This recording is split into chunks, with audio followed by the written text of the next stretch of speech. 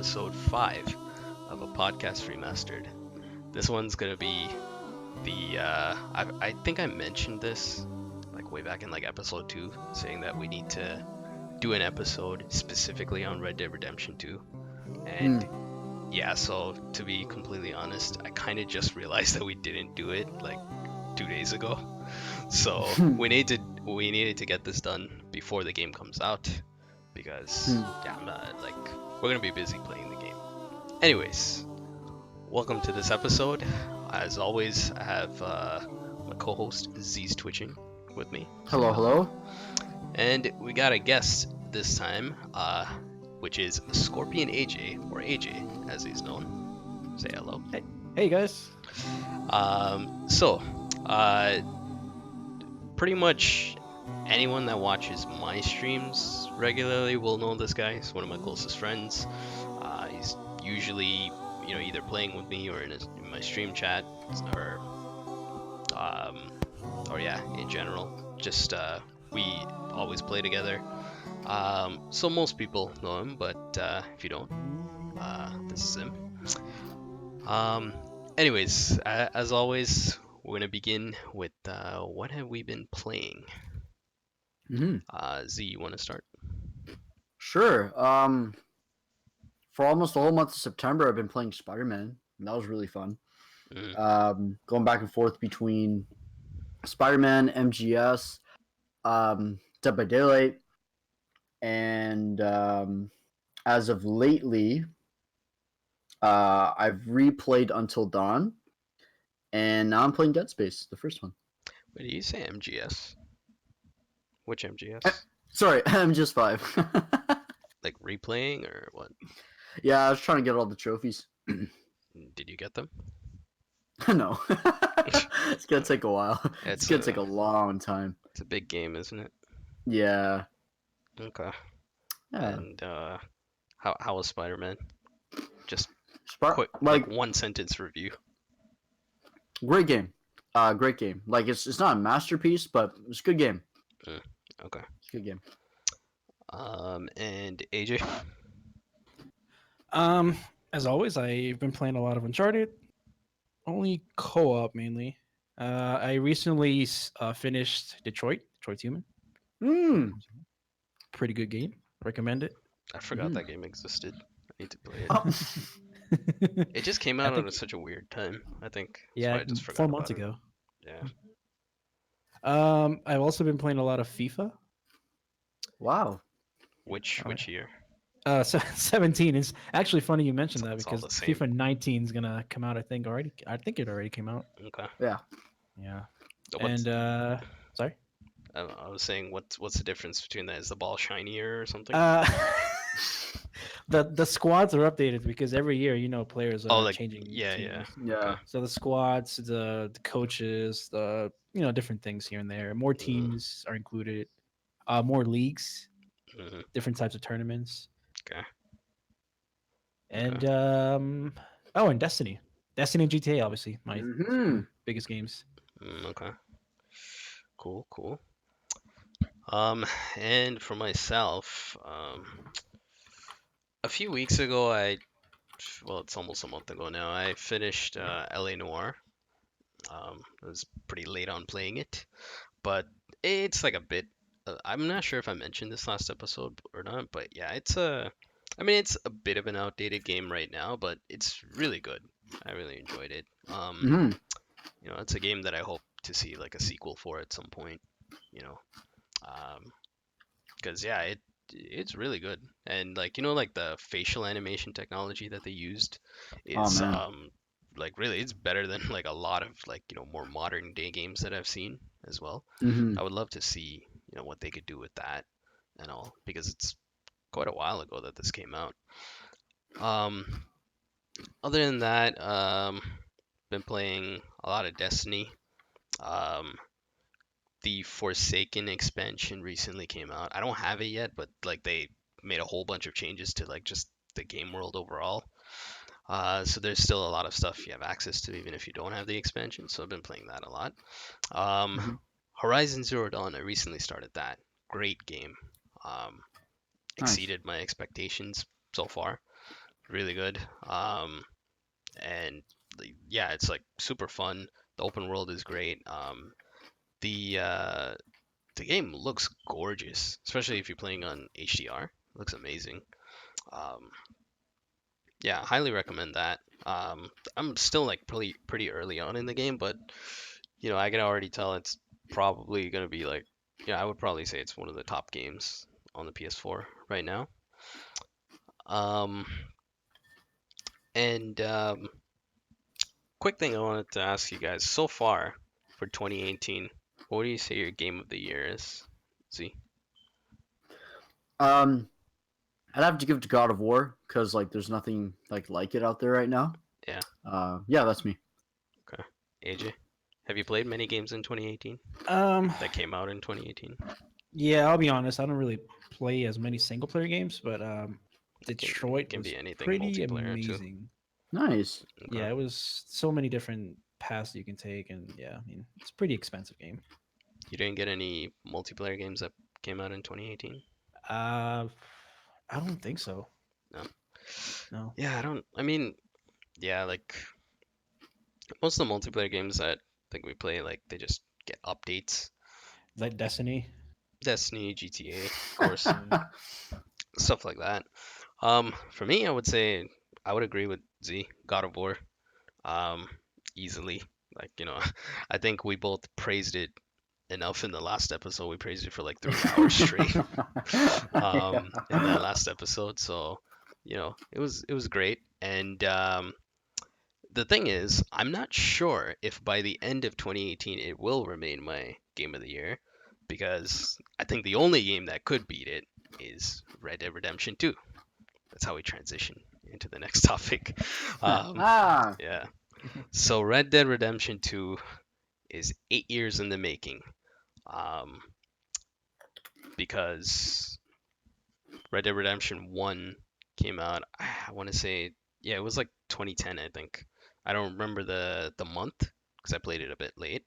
Um, but yeah, that came out in 2010, and now all the way in close to the end of 2018, we're getting the sequel. Mhm. And this is a game that I believe all of Rockstar Studios have worked on to help with. This is the first time that this has happened. Wow. Because yeah, like the GTA games are primarily handled by Rockstar North. That's their studio in Scotland, I think. Wow. Yeah, so those guys mainly handle the GTA stuff. Red Dead is handled by Rockstar San Diego. And then we've got Rockstar Toronto that does like Max Payne, and I think they did like the multiplayer. Sorry, not multiplayer. The PC versions for like quite a few games, like Max Payne's PC version, GTA 5's PC version, things like that. So yeah, this is the first time that they've significantly had, you know, like all of their developers working on it all at once. Mhm. Um, and and yeah, so there's a ton of information about this game. Um, I mean, we're gonna be here like for like 48 hours if we if we go over everything. So we'll just like touch on like you know a few of the standout things for both Red Dead Redemption's campaign and also the upcoming multiplayer aspect of it called Red Dead Online. So first off, let's just quickly get into the story and the characters of Mhm. Red Dead Redemption 2. So Red Dead Redemption 1 was primarily centered around a cowboy named John Marston, who was pretty much in a situation where he needed to help his family, and he used to run with the Vanderlyn gang that was led by Dutch Vanderlyn. Um, and this Mm. Red Dead Redemption 2 is about is pretty much a prequel to that. So in the first game, John was he was tasked with hunting down the remaining members of the gang, and at that time that was I want to say about 3 or 4 of them including Dutch. Here you get a prequel, which happens, I think, roughly about 10 years before the first game, and you get to meet Oh all snap! of the gang members. What's that? Not saying oh snap. Sorry. Yeah, yeah. So Red Dead Redemption 2 is a prequel to Red Dead Redemption 1. I know that sounds weird because why is it called 2 if it's a prequel? But whatever. Yeah. Anyways, yeah. So you get to meet the full cast of the gang.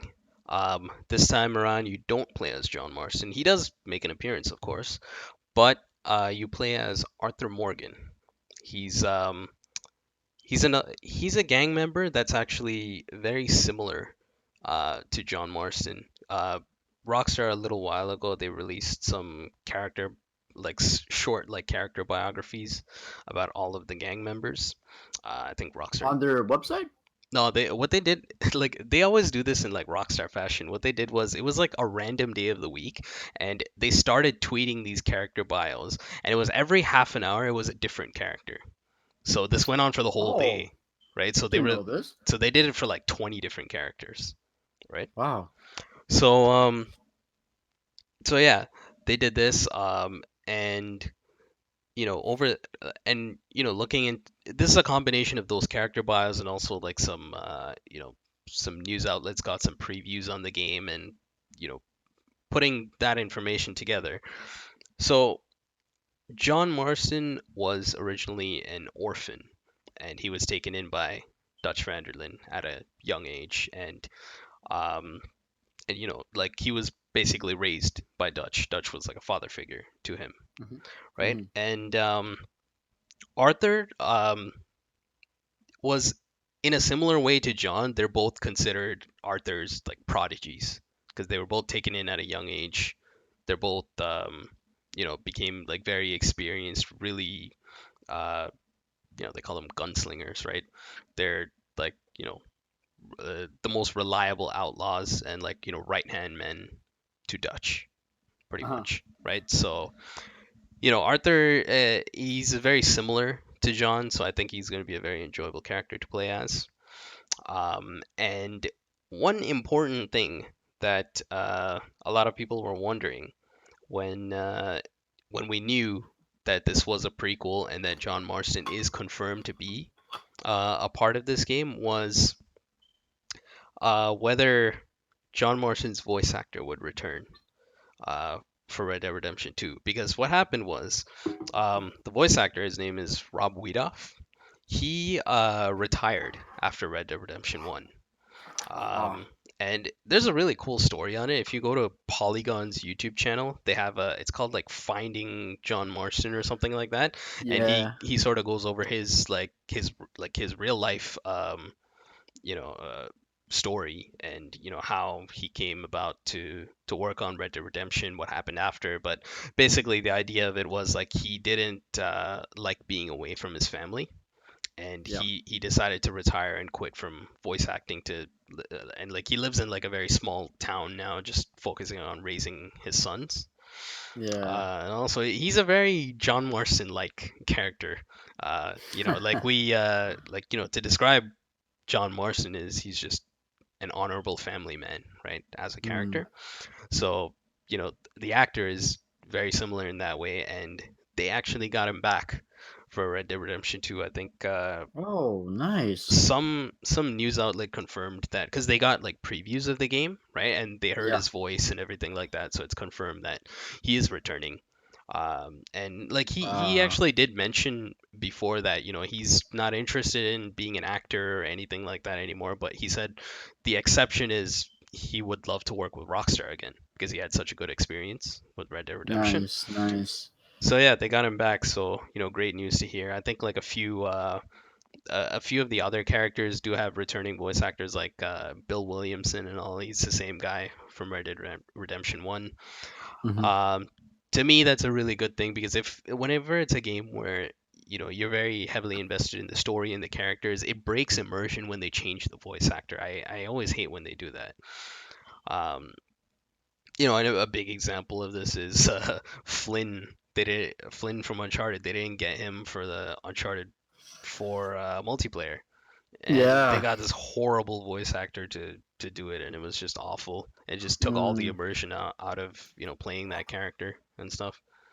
Yeah. So it's a big thing. Like Z, you've mentioned before with Metal Gear, Metal Gear Solid, they changed from David Hayter to what's his name in 5?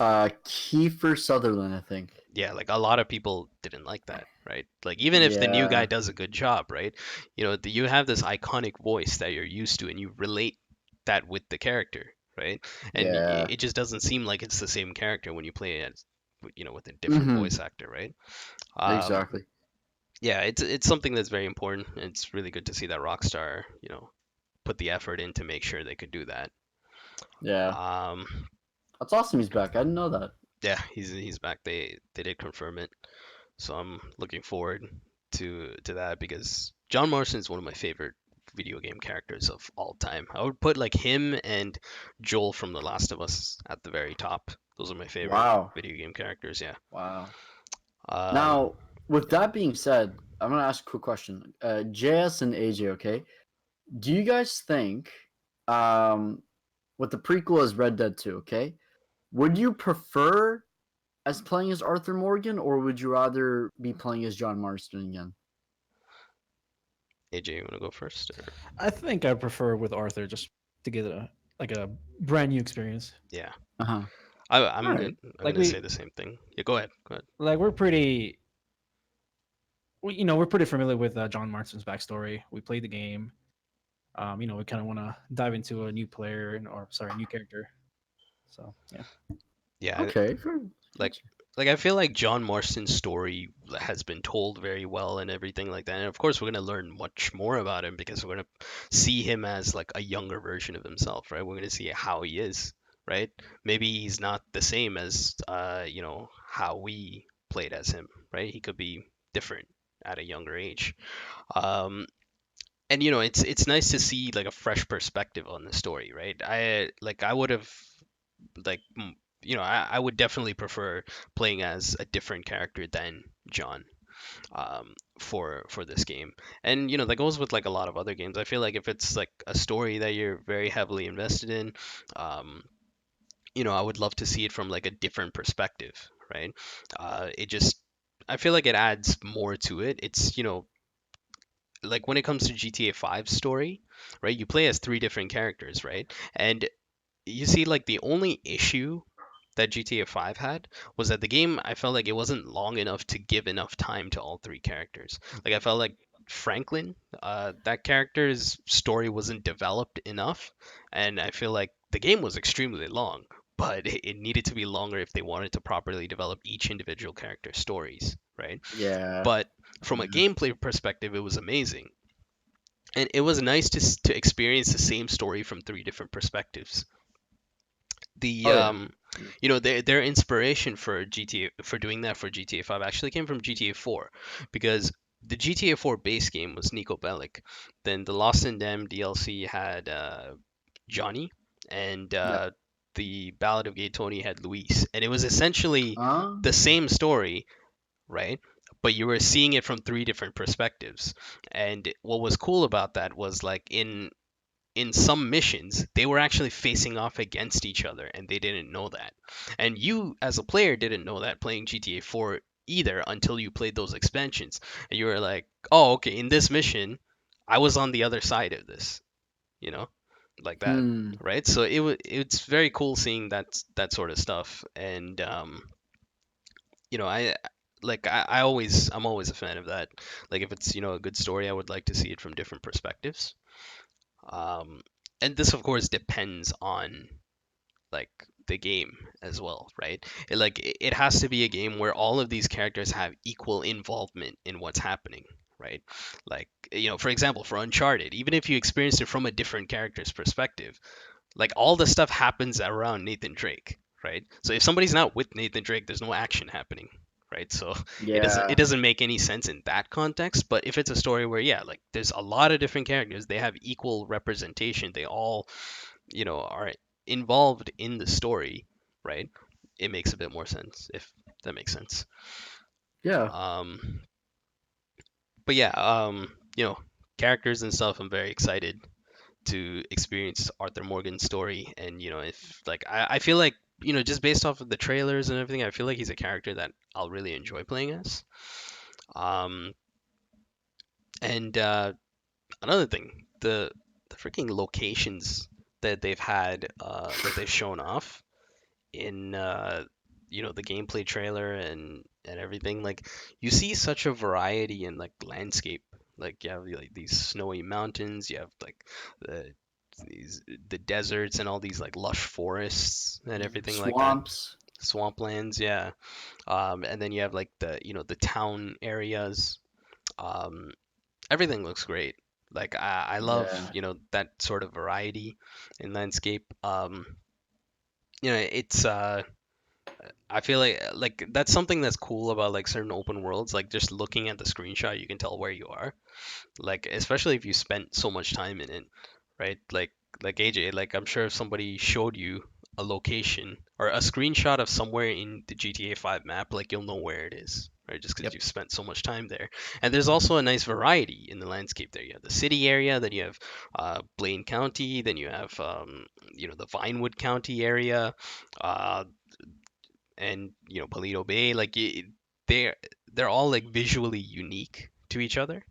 So that sort of thing, like I'm pretty sure like this new map uh will have very easily distinguishable areas, because that's a problem with like a lot of other open world games. Like all of it just looks the same, right? But now with Rockstar, like even if they're making like a desert area, they'll do something to make it so that it feels different from each other. Hmm. Like Red Dead Redemption 1 was like that. Like the entire desert area of Mexico looked different than on the other side in New Austin, right? So, I'm sure like the open world is going to be really nice. I'm looking forward to exploring that, doing all those missions, and of course in online as well, continuing with that.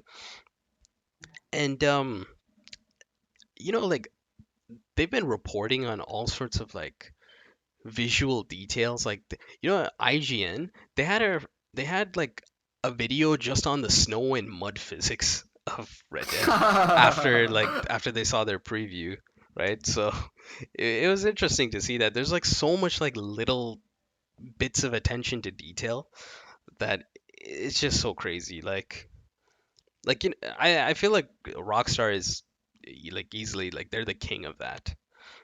Like like Yeah. not like Naughty Dog is very good with attention to detail as well, but I feel like Rockstar is on a whole nother level.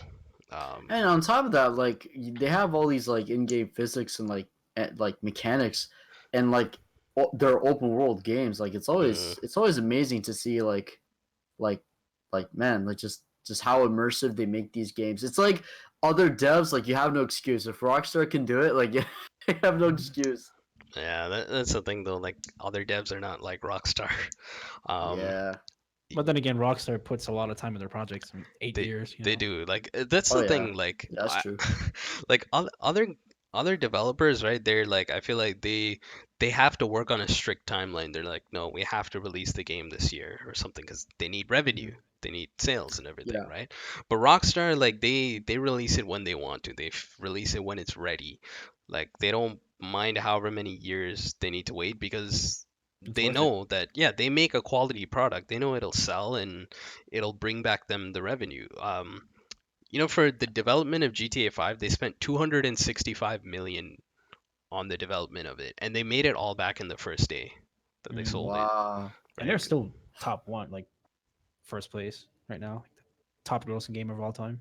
Yeah, it's the best-selling game of all time right now. I'm Yep. pretty sure it's over 100 million copies sold Wow. at this point. And they deserve it. They put a lot of work in their updates. They Yeah, support the game. I mean, yeah, exactly. Yeah.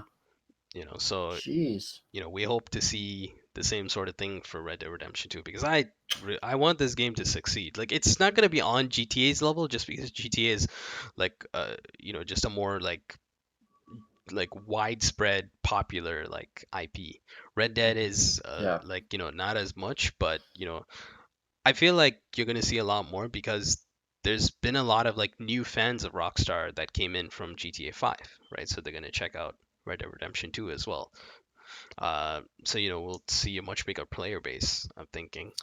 You got to keep in mind though, this is like the third Red Dead game, right? Red Dead Revolver, Yeah, Red Dead Redemption, and then Red Yeah. Dead Redemption 2. yeah, but I So mean, like some people they don't really care. They're just gonna get the newest thing. Some people they don't care about going back to the oldest ones. Like I do that for certain games too. Like I can't be playing all these other like if I just want to get into a franchise, like if I don't know anything about it, I'm not gonna go back to the oldest game if I don't Right. care. Right? Like I'm not gonna go back to a PS1 game for all that, right? Um, yeah. So the other thing is the visuals. Holy shit, it looks so good. Like looking at the screenshots and everything, it looks amazing. They had some 4K screenshots of like the game world and everything, and it looks so beautiful. Like some of the stuff just looks like so realistic, and it's just crazy seeing it, like considering that it's an open world game that you're getting those kind of visuals.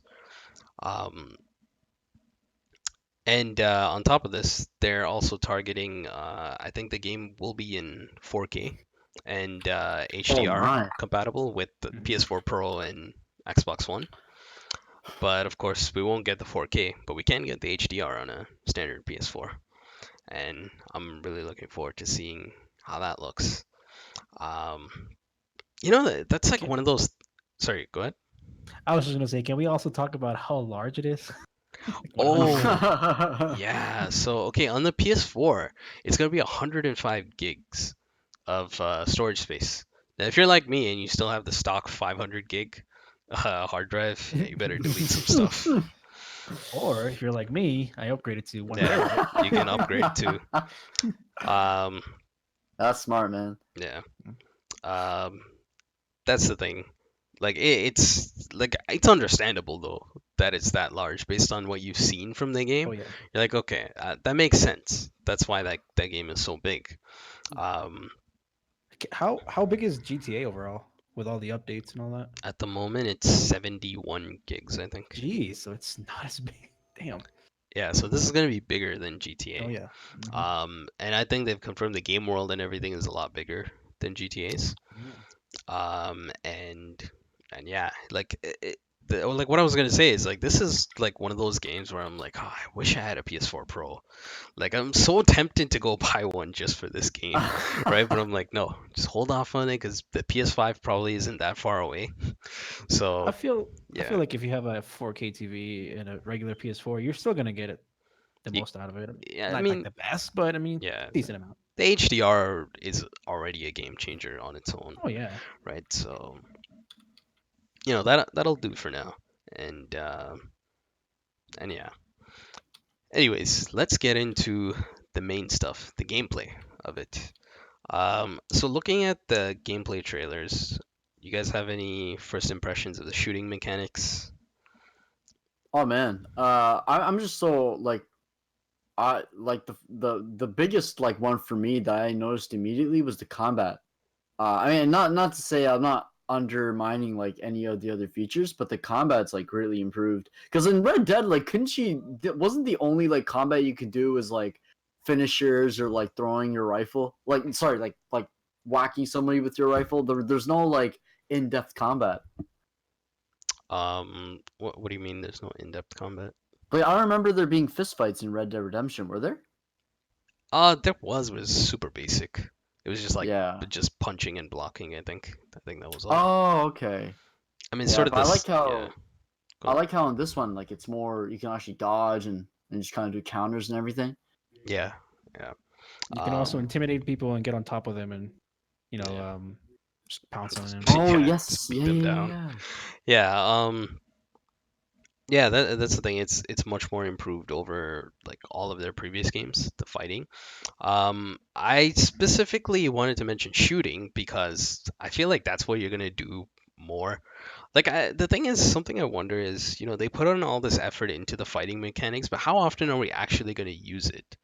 If you think about it, like other than say maybe the beginning missions of the game, why if you have a gun, why would you fist fight like halfway into the game? You know, Mhm. like and I Yeah, feel like the same goes for online. Why am I gonna fist fight in online when I can shoot, right? Like that's true. right? So I Yeah. don't know. Like I hope they get good use out of it, right? Because if they put in all this effort to make the fighting that good, it has to be useful, right? Yeah, for sure. Because Yeah. I feel like that's happened in like their previous games. They've like the you're gonna fight in like the first few missions, and then afterwards, once you get a gun, that's all you're gonna use. Yeah. But specifically with the shooting mechanics, it looks really smooth. It looks like an improved like it's Yeah. gonna be GTA 5 and Max Payne 3's shooting, but improved a bit. Um, which I'm glad to see because Red Dead 1 or Red Dead Redemption 1's shooting mechanics, they're not that great. They were kind of based off of GTA 4's. Um, but this looks great. You know, it has like I sort of call it like it has that precision feel to it, and I feel like not Hmm. a lot of games have that. Those are like games that like where the guns don't feel very precise. Like I hate the shooting mechanics in games like those.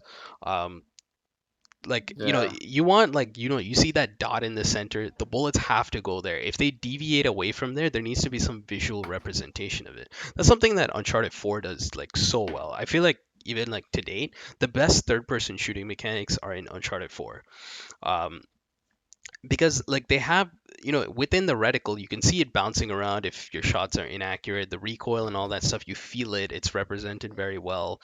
um, Something I noticed in the beginning of the second gameplay video for Red Dead Redemption was that they had like while like it was in the very beginning, like while he was running, you could see the reticle on the screen. And Oh. I don't know if you guys know this, but that's like a big thing that almost no games do. Because like having the reticle on the screen before you aim down sights is always really helpful to like it's easier to line up the shot. Like I don't see why more games don't do that. But because I Yeah. noticed that in the gameplay video, I'm hoping that they have that. I don't know if you noticed, but Uncharted 4 has that. Like when you're walking around, that reticle is always on the screen, so you can always see where you're about to aim before you Yeah. aim, right? And like it just makes the gunplay feel so much better. It's like a small thing. I don't know why more games don't do it. They sort of just have a blank screen. Like the reticle only shows up when you aim. You know? But do you think having that white dot on the screen, I'm not discrediting it in any way, but do you think the reason why devs don't keep that white dot on the screen is because it just kind of takes away from the immersiveness in any way? Like, just what I'm Yeah. asking is like, do you think it just kind of gets in the way? I think that is probably the reason why they do it, just to like have more like story immersion and stuff. But like Yeah. I feel like it's such a big advantage to gameplay. I'd rather take that over the immersion.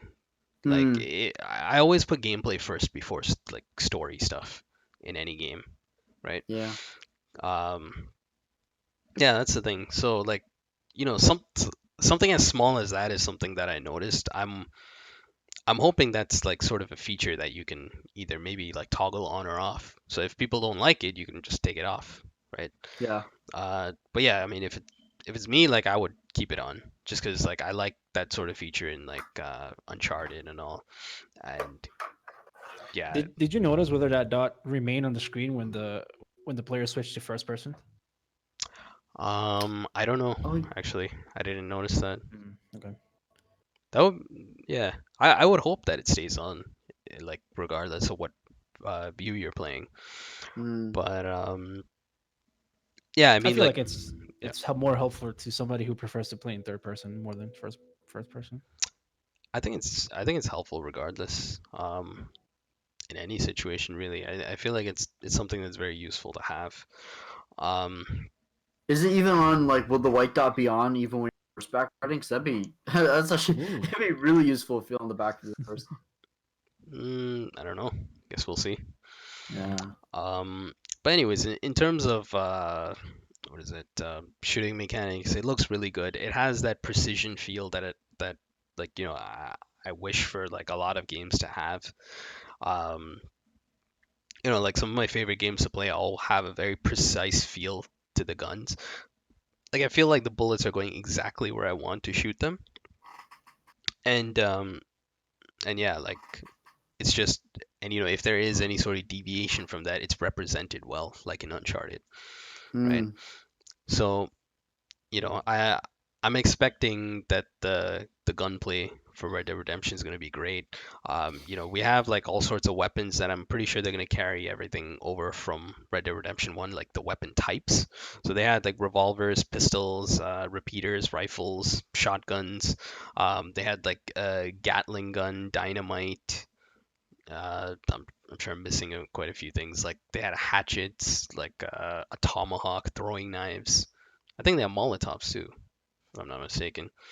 So, like, there's like a lot of variety in terms of the weapons, and I think I actually recently read it that they're supposed to have over 50 different weapons at launch Oof. for Red Dead. The thing is, though, like, what you have to know that is that all of those weapons aren't going to be like useful to you. Like, you'll get like say a basic revolver, and then you'll get a different one, and then you'll get a better one, and there'll be like 4 or 5 different ones, and then you're only going to use that best one, right? Mm. So that's good for in terms of single player to sort of give you like a progression level, right? But I'd rather have like fewer weapons, but all of them are good and useful in some situation, you know. Yeah. Like I feel like I'd rather have that because like we know from GTA 5, like nobody uses the basic pistol or the combat pistol. Like you're using the AP pistol. Who cares about all the other pistols, right? Mhm. Like it's like I'd rather have like maybe like 3 different pistols, but all of them are as useful as the AP pistol, right? So then you have like Mm. different things to play with. There's more variety in it, right? So hopefully there's a lot of like useful weapons within Red Dead. Um, and let's briefly touch on the horseback riding. Um, See, the thing is, I don't know how to judge the mechanics of that. Like, um, I just hope that while you're on the horse and you're shooting, I hope that like isn't like too inaccurate because you're kind of like Oh the yeah. reticle can be going like up and down and stuff, right? And like I hope like that's not too problematic. Would Um, you say? Sorry to cut you off. Would you say that that was the case in Red Dead Redemption? It was, but I think that's more attributed to the game, the gun, like the shooting mechanics being not that great as well. Yeah. Yeah. Um, Whereas this, it has the precision feel to it, right? So hopefully you can, like, I don't want it to be like, like you should feel it that like you're shooting a gun like while riding a horse. It should be harder than if you were on foot, but it shouldn't be too hard to the point where it's just annoying and you don't want to do it, right? Yeah. Yeah. Yeah, what do you think, AJ? Well, no, I agree. It Yeah. should be there should be some factor to realistic factor to add to that. Yeah. The reticle should move a little bit, but not too much. Like it should be realistic, but it should also not be annoying to Exactly. play. Exactly. Sorry, Z, you were gonna say something? I was gonna say, I'm sure Rockstar is gonna update like gameplay because I mean in GTA 5 like gameplay is awesome in GTA 5. So if Yeah. anything, like they're not only gonna go back from, they're not gonna only work from GTA 5, but I'm sure they had to have looked back at Red Dead Redemption, see okay where can we improve. Mm. But yeah, Yeah, I I think. guess Yeah, go on. I was gonna say, I guess like as long as we have faith in Rockstar, because I think they're gonna Yeah. pull their weight and do right by the gameplay. Yeah, I mean, they've been working on it for so long, right? So I'm sure. Like I've always had faith in Rockstar. They're like a developer that, like it doesn't matter what it is, I'll buy it. Like it's just like it's a developer that I trust to put out a quality Yeah, product, right?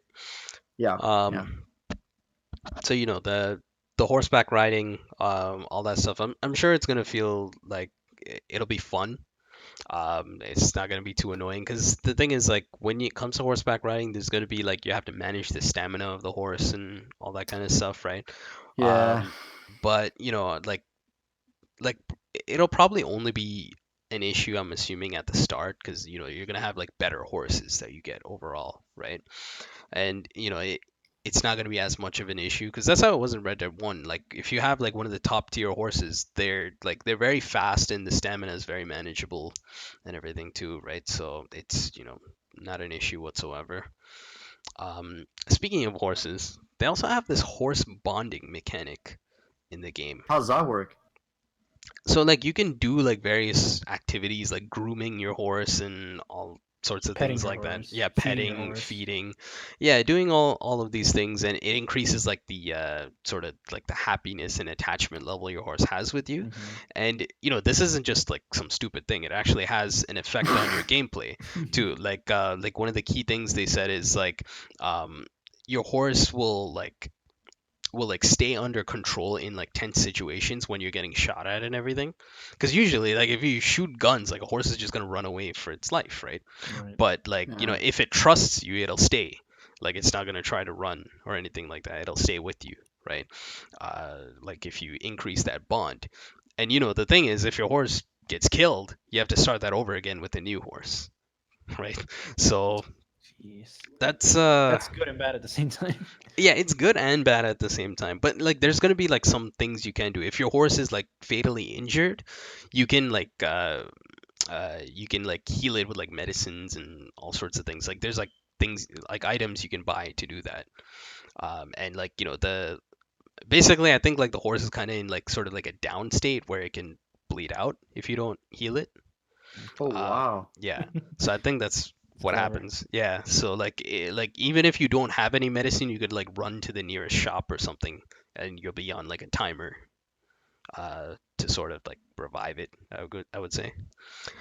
Um, the thing is, right? It's very cool, and okay, we'll touch on this when we get into the online portion of this because I do want to talk about how this is gonna carry over to online. Okay. But anyways, let's get into the missions.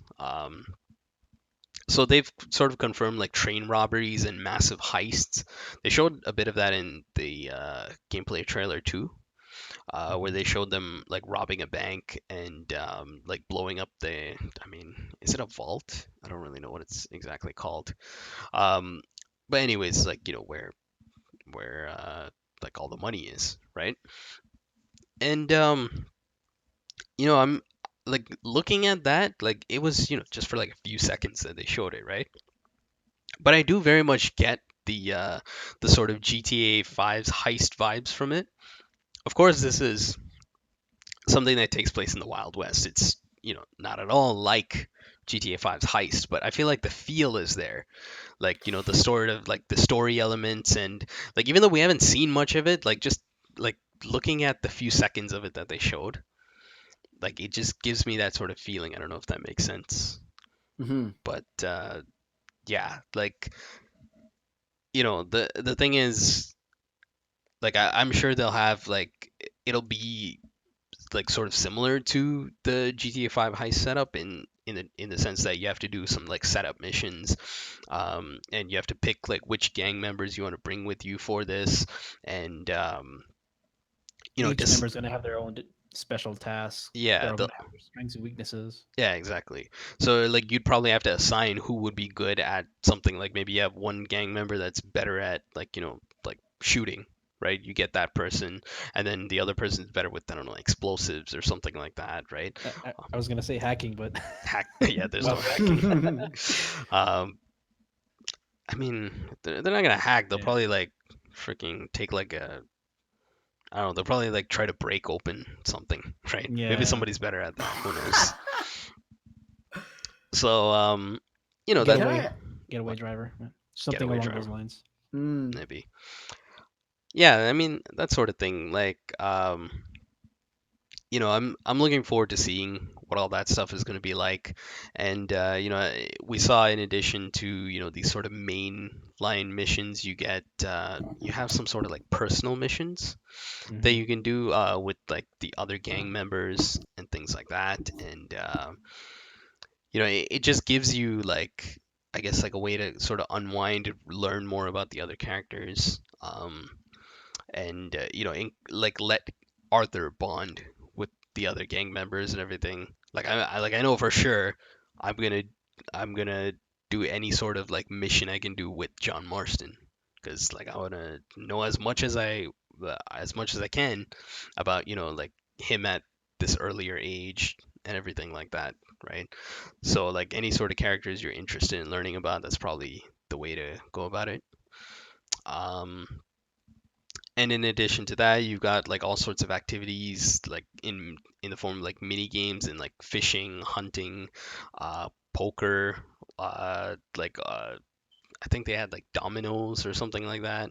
I'm sure like Liar's Dice will come back from Red Dead 1 or Red Dead Redemption 1. They had the Five Finger Fillet. These are all like small little mini games you can play with like other gang members and I guess like random townspeople and things like that. I do think the fishing and hunting is probably going to have like a big impact on Mm. on your gameplay, like because like you can like skin an animal and get like like sort of the you get like materials from that, right? Like you get like meat and bones and stuff like that. Like, because I'm pretty sure like you have to do all this like to keep the gang well fed and stuff, right? And then you can also sell like like animal pelts and stuff like that to the I guess it would be the general store. And yeah, like it's just like I'm assuming there's gonna be like maybe like some sort of crafting system, uh, to get like say like different outfits and things like that. I'm pretty sure that'll be Mhm. a big part of it. Um, yeah, I mean, there's a ton of stuff to do. There's gonna be a ton of missions to play. Lots of fun to be had uh, within Red Dead Redemption 2's gameplay. Like I know for sure that I'm gonna put many hours into the game, and see when GTA 5 came out, right? When I finished playing when I finished the story of it, I think my playtime was at like 95 hours or something like that when I What? finished. And the thing is, like, I didn't even play GTA Online when it first came out. I played it like I think like 2 3 weeks after, just because I was still busy with the single player. It's good that I waited because it was a complete mess in the first Oh two yeah. weeks, right? People's characters getting deleted, nobody could get online, all sorts of things like that. Did you get the plot before you started online, or was that just at some point down the road? For what? GTA 5? GTA 5, yeah. No, because there's online trophies as well, right? But I didn't do all Um, the single player trophies like in the beginning either. Like I didn't do like the collectibles and all that sort of stuff. I did that much later on. mm, Um, and I'm wondering if the same sort of thing's gonna happen for me in Red Dead as well. Whether I'm going to whether I'll still be playing the single player well into after Red Dead Online comes out. Hopefully that's not hmm. the case because I'm very excited for both. But you know, it's a possibility. Yeah. Um, because yeah, I'm sure there's gonna be a ton of different things to do in the single player, and it's just like I'm sure it's gonna take up all my time. Um, but anyways, with that, let's get into Red Dead Online, which is the Hmm. name of the new multiplayer component of it. Sort of similar to how they called GTA Online as like sort of a separate thing. They don't call it GTA 5 multiplayer. They call it Mhm. GTA Online. Same thing with this. Yeah. They're calling this Red Dead Online, not Red Dead Redemption 2 multiplayer. Because essentially Rockstar likes to like that's sort of the way they're going with it now. They treat their single player and their multiplayer as separate products. So they'll be, updated separately, and one doesn't depend on the other, right? Um, which is it's very exciting because like GTA Online, there's going to be a lot of separate support for their multiplayer, right? In Red Dead Online, and that's the main thing AJ is excited for, Red Dead Online, right? Uh, so like Jay, yeah, before we get into that, can we talk about Pixie Engel's comment in the stream? I think she makes a good point about the crossplay. crossplay. Oh yeah, so For anyone that didn't know, recently Sony for the first time allowed crossplay with Xbox on what's it called, Fortnite, because that's where the whole demand was. Like people wanted crossplay, because obviously that's like the biggest game at the moment, right?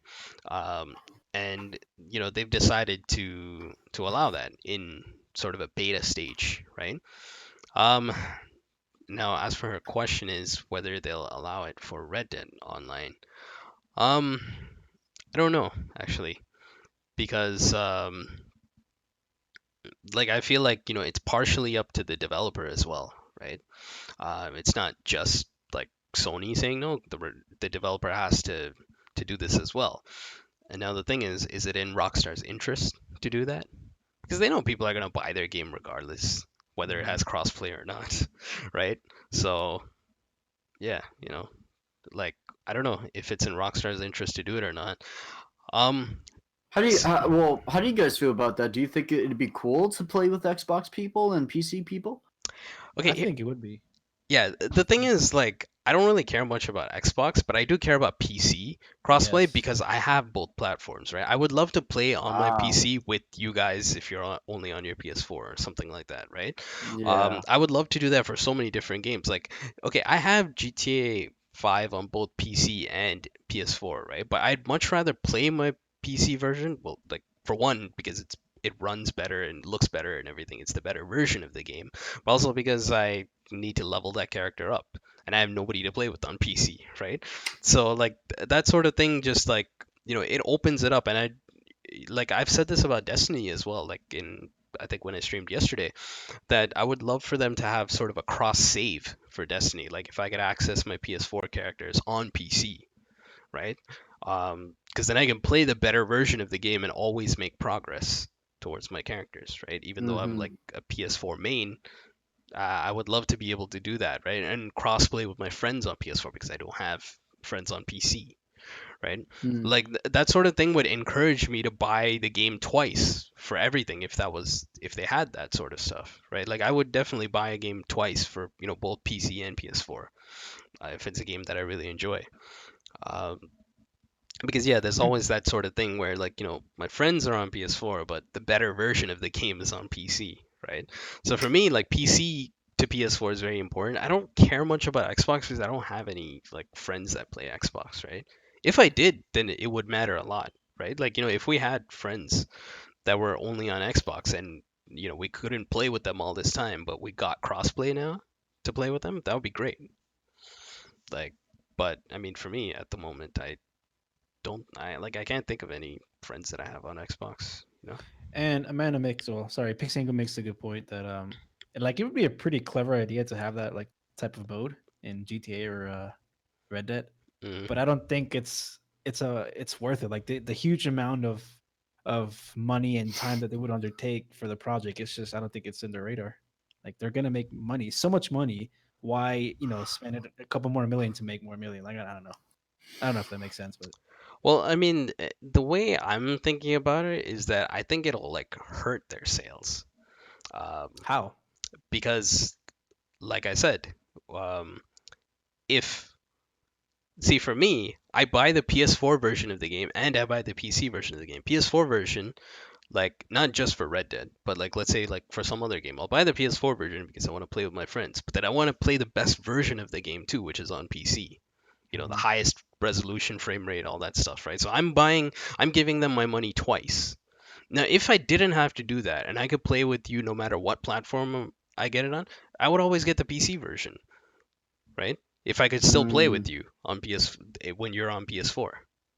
Mm-hmm. See what I mean? Yeah, that's a Right? good point. So like that sort of stuff like hurts their sales because I have to buy the game twice now, right? But instead, if they had that, then I only need to buy it once, right? Yeah, it'd be a pretty cool concept, but yeah, you Yeah. make a good point. I don't think it's worth it. Like it's not like I feel like it's good for us. It's good for the Yeah, consumer, I'm but it's saying not it's good not for worth it them. on their perspective. Yeah, Yeah, for like it'd them. be fun for us, but they're saying Yeah. nope, this is not worth it. But They're like, gonna pass. like I would love to see it even though I don't care about Xbox, like I know there's plenty of people out there like that. Like they have some friends on Xbox that they never get to play with, right? Hmm.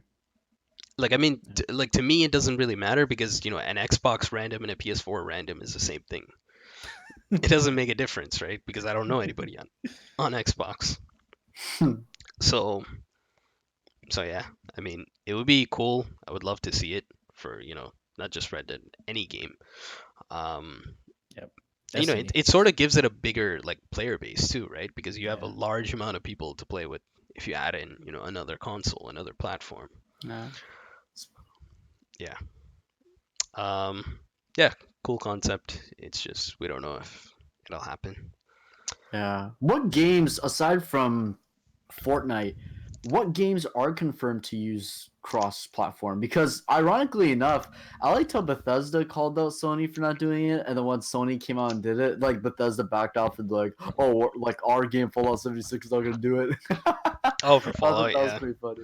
But yeah, like what other games? Rocket League. Oh yeah. Oh, Yeah. that already has it going on though, right? Yeah, Yeah. it's Oh, yeah. between Nice. PC and PS4.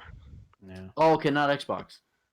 No, I don't think Xbox. No. Yeah, Xbox. And- This is a first with Fortnite. That's the first. Okay. Because interestingly, during the PS3 and 360 era, Sony wanted to do crossplay, but Microsoft said no. And now that Sony's in the lead, like Sony's saying no, and it's like, no, we don't want to crossplay with you, but they're behind, right? So Yeah. so Yeah. the reason why they do that, right? It's exactly what I mentioned before, right? Like someone's deciding like, okay, I like Xbox, but everybody's on PS4 and I want to play with them, so I guess maybe I should buy a PS4, right? Yeah. But if you had crossplay, you'll say, okay, I'll just get the platform that I like, and I can play with anyone no matter what, right? Right. So it right. takes away from Xbox sales because more people are on PS4, like that sort of thing, right? So Yeah. like it would help them to have crossplay because then it's just up to players' choice. And it's the opposite way for Sony. They're like, no, we're not letting go of those PS4 sales because that's more sales for them, right? Because Microsoft did the same thing on last gen. Like Microsoft was in the lead, right? So they said no to Sony, and now it's the other way around, right? And this is all like just the business aspect of it because this is always good for the consumer to have crossplay. I agree. And to answer the question, if we could have them as friends, I'm not too sure how that would work because they're all on separate networks, right? Yeah. So like you'd have to somehow, I think you'd maybe have to have like a Microsoft account or something like that that's sort of linked to your PSN account, and that's how maybe you could add each other as friends. I'm not too sure how it will work because I don't even know how the Fortnite one works. I think that uses like your Epic account from Fortnite. Maybe that's how you like add each other and play with each other and stuff like that. I'm not too sure about that. I haven't really looked into it much just because like I don't play Fortnite, so it's not really relevant to me. Anyways, back to what we were talking about. We wanted to get into Red Dead Online. So AJ, what are you excited about for Red Dead Online? What are you looking forward to? I want to see what kind of aspects they take from GTA gonna apply to Red Dead. I mean, I know they're gonna bring back the microtransactions because that's how they're gonna make money. But I'm excited about that. I mean, they Rockstar gives us a chance to actually play the game, make money, level up, and then pay for the actual DLC with the in-game money. That's all I ask. That's I think that's a pretty cool business model. But I mean, I'm more excited about like what things you can do with people, like what kind of missions, what kind of activities. I'm sure you can probably play those type of games with other players, which is probably gonna be really fun. Like having races with horses, it's gonna be pretty fun as well. Yeah, just heists, robberies, things like that. I'm pretty excited about that. Like any cosmetics, any customization, I'm really excited about that as well. Like I don't know what kind of things they're gonna bring into like horses. Like I'm sure they're gonna implement some sort of a horse customization system. But... Chrome horseshoes. Yeah, I mean, I'm pretty excited about that. I'm pretty huge on cosmetics. I'm pretty sure you're already aware. Can you get a livery on your saddle? Yeah, exactly. Something like that. And I think they did mention something like that in the gameplay. Like they had like a crocodile skin saddle. So, I think that's a thing in single player. That's a PlayStation exclusive. Oh, okay. Yes. Yeah, it's like That's 30 cool. days exclusive for PlayStation players or something like that. Well, that's the beauty of being able to customize things, isn't it? Like no matter what it is, like it just kind of makes the experience your own. You just Yeah. kind of Yeah, cater it and just shape it to your own kind of experience. It's so cool. it's more important in online because you can actually show it off to other people too. Yeah, Um, yeah. Like I don't really care about that in single player. Like who cares? yeah, that's the thing. Like, I mean, it's cool, but it's just not It as is. big of an impact as Right. multiplayer. Yeah, Exactly. You want yeah. to show it off. I mean, one thing I want to say is like, I want I want stuff that you get related to your accomplishments. Like that's something that I felt like GTA was really missing. Was they didn't have stuff where like you needed to do a certain thing to have it. I mean, they kind of did in the sense that like there were a few vehicles you could only have if you finished the heist for it or something like that, right? So Wow. you know like you could sort of show off that like you know I've done this and that's why I have this, you know, that kind of thing. Like you know it could be something like simple too, right? Like you could like they've had like you know like t-shirts and tattoos and stuff like that in GTA. Like there's like a tattoo that you can get if you got like 1,000 headshots against like other players and stuff like that. You know, always like all the try hard people have that sort of stuff on because it's cool. You Mhm. can show that off, right? Like, you know, I'm good at this aspect of the game, so I have this. And that's sort of a thing like, you know, when other random players see it, they're like, "Oh, that looks cool. I want that." Yeah. Right? Like I always like, but you know, like towards the end of like GTA, like they've been missing that stuff. It's just you know you buy something if you have a ton of money, right? But like it doesn't show your ability to play the game because you could have gotten all that money from buying a shark card, right? So it Exactly. doesn't show whether like you know you're a good player. I feel like they should have something where like maybe there's like a horse saddle you can get for doing 200 heists or something like that, you know? Or Or some sort of clothing or outfit. yeah, something to sort of show Hat. that off. Like maybe Yeah. you get like a cowboy hat with like a really cool symbol on it or something like that Yeah. for you know doing let's say like some particular thing, right? Um I would love to see more of that because I know GTA Online was missing a lot of that stuff. I would love for Red Dead Online to have that sort of thing. It just gives you more cool stuff to show off. Um yeah, like any sort of thing that sort of rewards player skill and the time that they put into the game, right? While we're talking about that, do you expect Red Dead to have some sort of like a housing system like in GTA where you can like buy your own house or Yeah, customize your own little house like that? Like, do you think they that's gonna be a thing? I think they confirmed that you can have camps. Camps and online? Yeah, online. Interesting. Oh, So like just not an actual building, but like camping out. I think so. I'm not sure Okay. exactly how it works because I feel like if it's a camp, you should be able to set it up anywhere, right? You Yeah. shouldn't have to go and buy a property to set up a camp, right? I Mhm. don't know. I'm not sure exactly how that's gonna work because like they didn't specifically talk about this, but they mentioned that like one of the pre-order bonuses, if you get like the Ultimate Edition or something, it said for Red Dead Online you get the Survivor theme for your camp or something like that. So that's where I'm getting that you know you can have a camp in online. See, but that opens up another can of worms, which can let other players attack your camp potentially. I guess like I don't know. Like I'm really not sure how that's gonna Yeah, work. that's gonna be cool. Yeah, we'll see.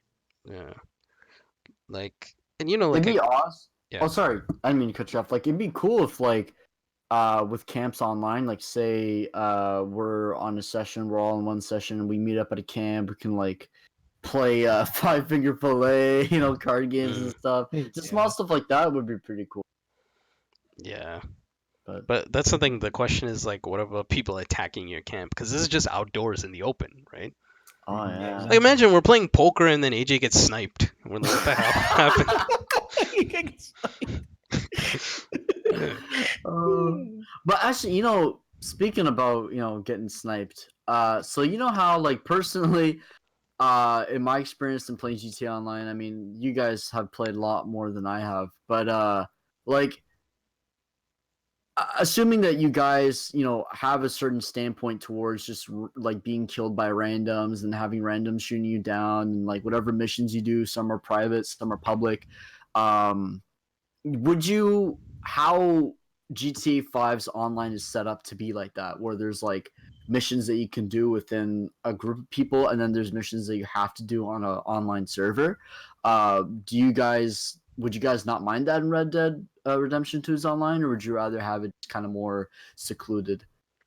See, I want to have it so that you have friendly PvE lobbies and you have PvP Yes. lobbies as well. So if you can go to the PvP free mode and just kill each other if you want to do that. But if you're someone that likes doing missions, you go to the PvE lobby and you can't kill other players, but Yep. you can, do missions together. Randoms can come join in and help on your mission and stuff like that. That's what I want. I think that's a Yeah. great idea, but I don't know. I mean, they don't have that in GTA, so why would they have Here's the that? thing. They had it in Red Dead Redemption 1. They They did? had Oh, something you're called friendly right. lobbies. There was You're friendly right. lobbies and like adversarial lobbies or something like that. It was separated. So I You're don't know right. Yeah. why they don't have that in GTA 5. Hopefully they make the change and add it in. Yeah, like I feel like I think that's the best solution because I know a lot of people like to just yeah. be a dickhead and kill whoever they see in free mode. That's Oh my fine. They can god. they can Yeah. have their fun as long as it doesn't ruin someone else's fun, right?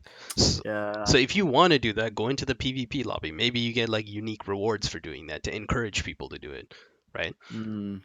That So brings up my next question. Free aim or assisted aim lobbies, is that going to be a thing?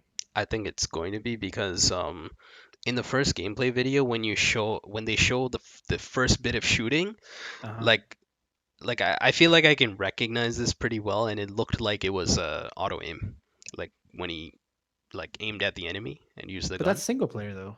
It doesn't matter. It's gonna carry over to multiplayer. Oh, Like okay. whatever's in single player will be in multiplayer. At least I think so. Um, I mean, ideally, I would love for it to just be free aim only, Yeah. or at the very least, make free aim the default thing, so people that suck at the game can switch it to auto aim if they want to, Hmm. right? But instead, you have like auto aim as the default, and most people don't know you can switch it to free aim, and people are lazy and they don't want to do extra work. But Hmm. I personally feel like you're taking away all the fun of the game. Like, why are you playing a shooting game that aims for you, Exactly. right? Like, well, I don't understand why people play GTA like that. Like your shooting is half the game. One half is shooting, one half is driving. What if like they had the lobby where the car steers for you? Like, what's the point of playing the game? You're not doing anything, right? That's all the game is playing for you. Like, I mean, that's just how I personally feel. I mean, people I play I however they want. I personally don't like. Is that the Deadeye system when you go into like super slow motion Yeah, and shoot multiple people? yeah. That's auto aim, right? Like whatever was shown in the gameplay video. No, that That's not auto aim. well, what you do is you aim and then Hmm. you mark like a target. I think you press like R1 or something like that. You mark a target over all of the targets you want to shoot, and then you Uh-huh. press the shoot button and he shoots all of the things you marked. You still have to manually mark everything. Okay, yeah, like as long as you have to manually aim and shoot, then Yeah. that's fine. But I thought the game would just automatically choose like targets and choose like where No, to no, shoot them. it's all you. Okay. You have to do Okay, all that perfect.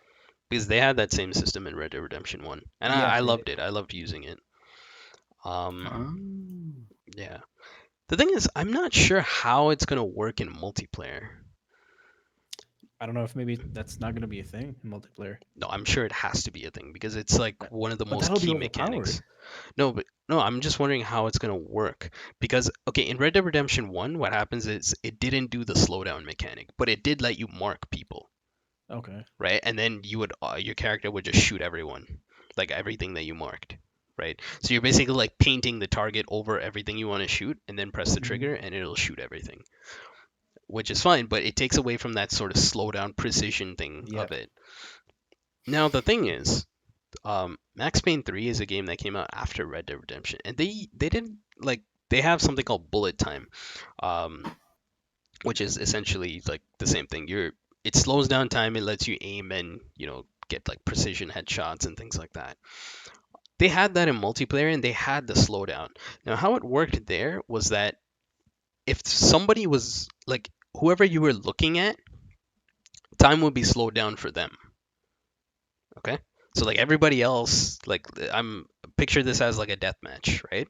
Mhm. And let's say I was against AJ and I used the bullet time. It would slow down time for me and AJ, but if Z was somewhere else on the map, it wouldn't be slowed down for him. He would just be playing it shoot us. regularly. But here's the Mm. thing. If he came into line of sight of either of us, it would slow down for him too. So whatever you're looking at, if that's slowed down, you'll be slowed down too. That's how it worked in Max That Payne. sounds fair. Yeah. So I'm wondering if it'll be the same thing here for Red Dead, because it's undoubtedly Deadeye has to be in multiplayer because it's one of the most key mechanics of Red Dead, right? So it'll be there in some way or another. I feel like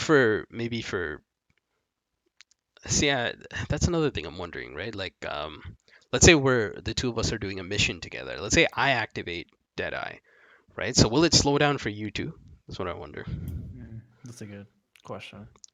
Because then we can sort of just feed off of each other's Deadeye, right, to complete a Yeah. mission.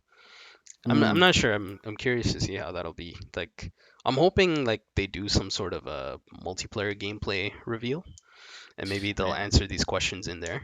I would be all over that. Though I doubt that it'll come out before the game comes out, just because we have like 3 weeks left. Okay, so when do you think they will launch? Oh well, I guess that's gonna be your next talking point. The beta. Yeah. Okay. So for anyone that doesn't know, what they said was they're going to launch Red Dead Online as a beta in November. And like to first answer your question, I think it'll be probably like mid to late November. That's what I think. Because the game launches at the end of October. They're going to be at least 2 weeks, I'm sure, before they launch it. So I'm predicting probably like mid to late November.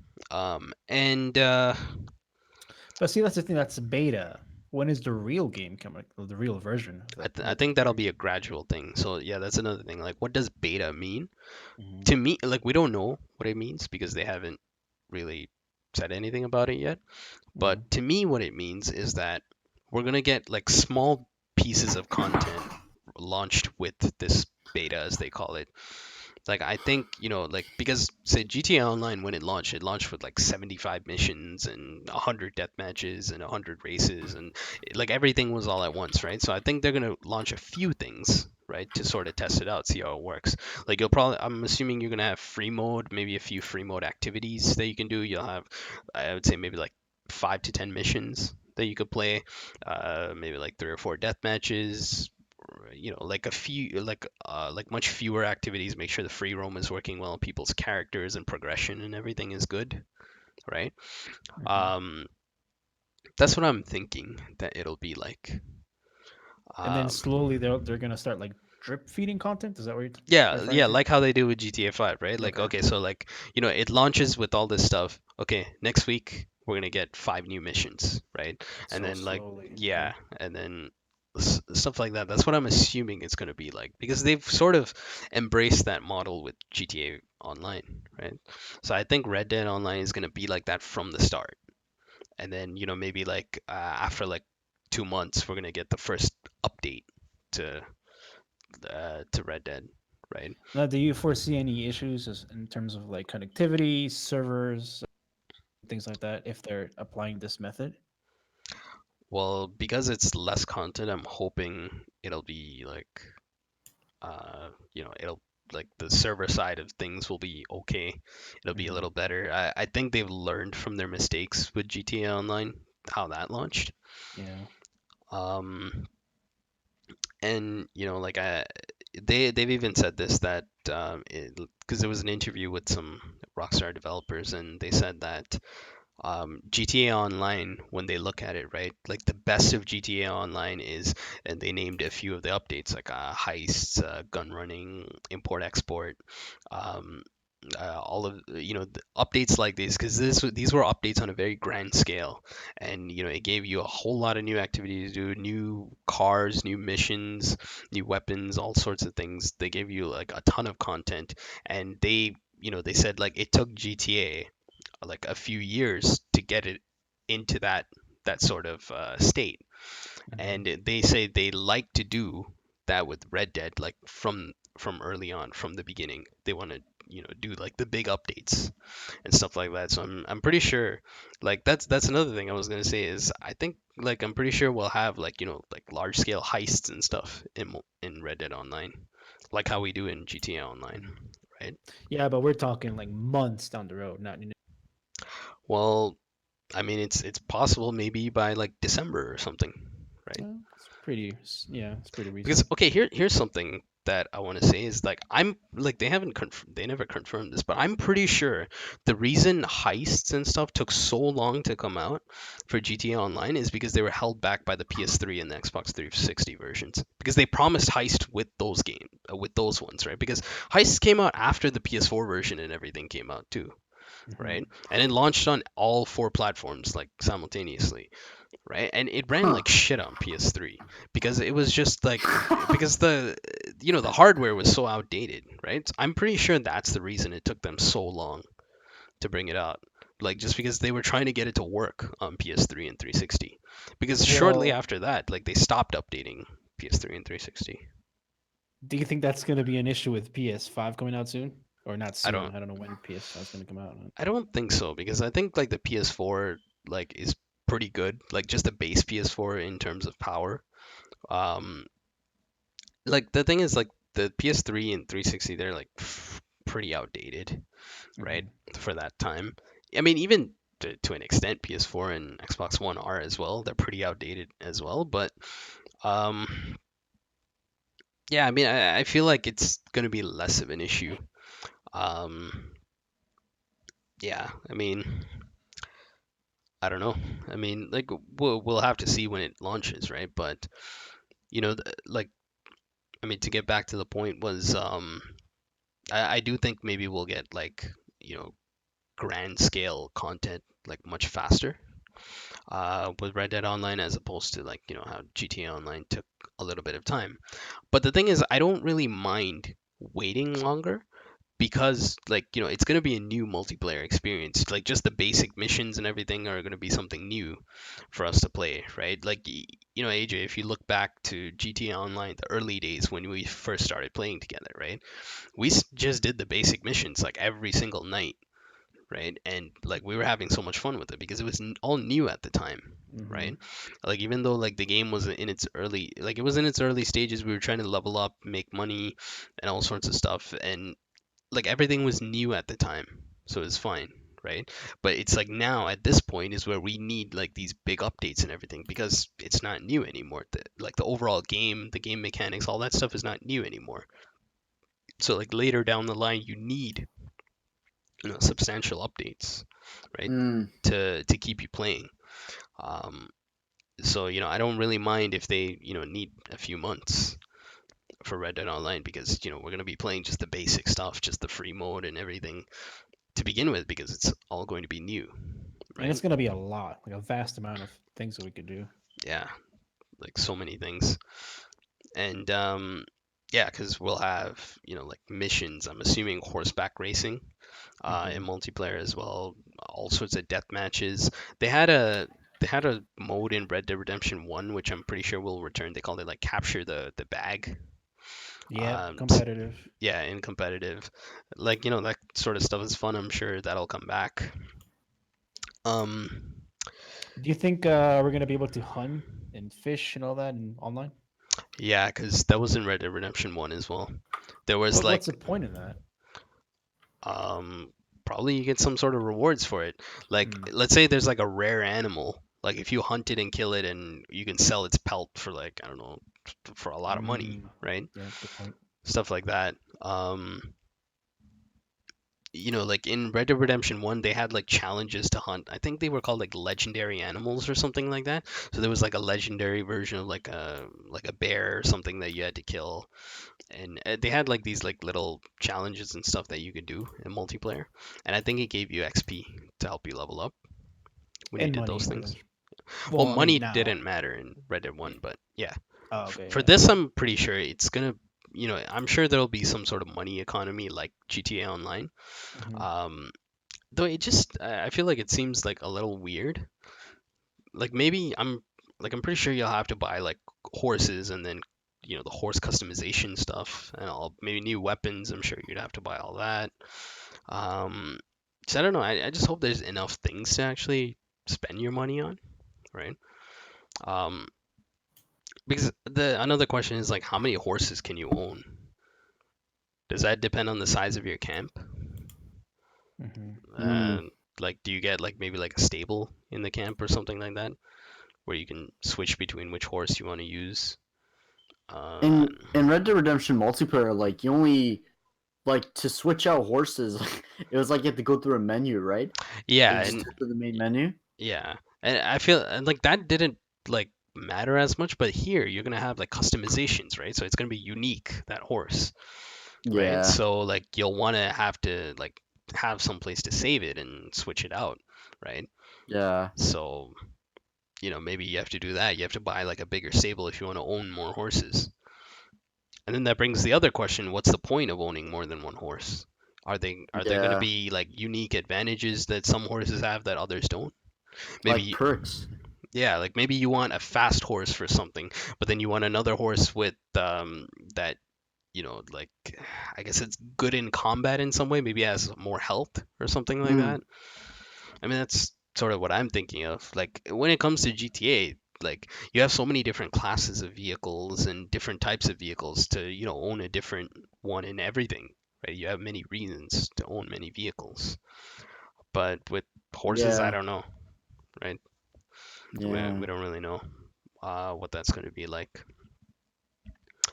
Like as we just like kind of talk about this, like, um, you know how in GTA Online, like you can have multiple garages and like store vehicles, right? And then we were just saying here in Red Dead, like, will we have multiple stables so we can, store Yeah, horses, for different, like specialties behind them and such. yeah. Like, what else would you like? What else did you like in GTA 5's online that you would like incorporated in Red Dead 2's online? I would say weapon customization. Like they did Yeah, confirm that there's going to be a lot of that. Not so yeah, much with the base game, but like since the gun running update for GTA Online, they had like AJ would know a lot about this. You know the Mark II weapons that they had. They have so many different things you can customize on those. They had like 20 different barrel options and magazine options, different ammo types you can have. You can put a livery on it. You can paint it. Like it's like car level in-depth customization applied to weapons, right? wow, So like, your gun will wow, not will look completely different to somebody else's gun, right? That sort of thing, right? And like that's another thing too. Like I said, I want like unique stuff for that. Like let's say you've like, let's say you kill 10,000 enemies and you get this like unique, I don't know, maybe like red and black skin or something like that for your gun.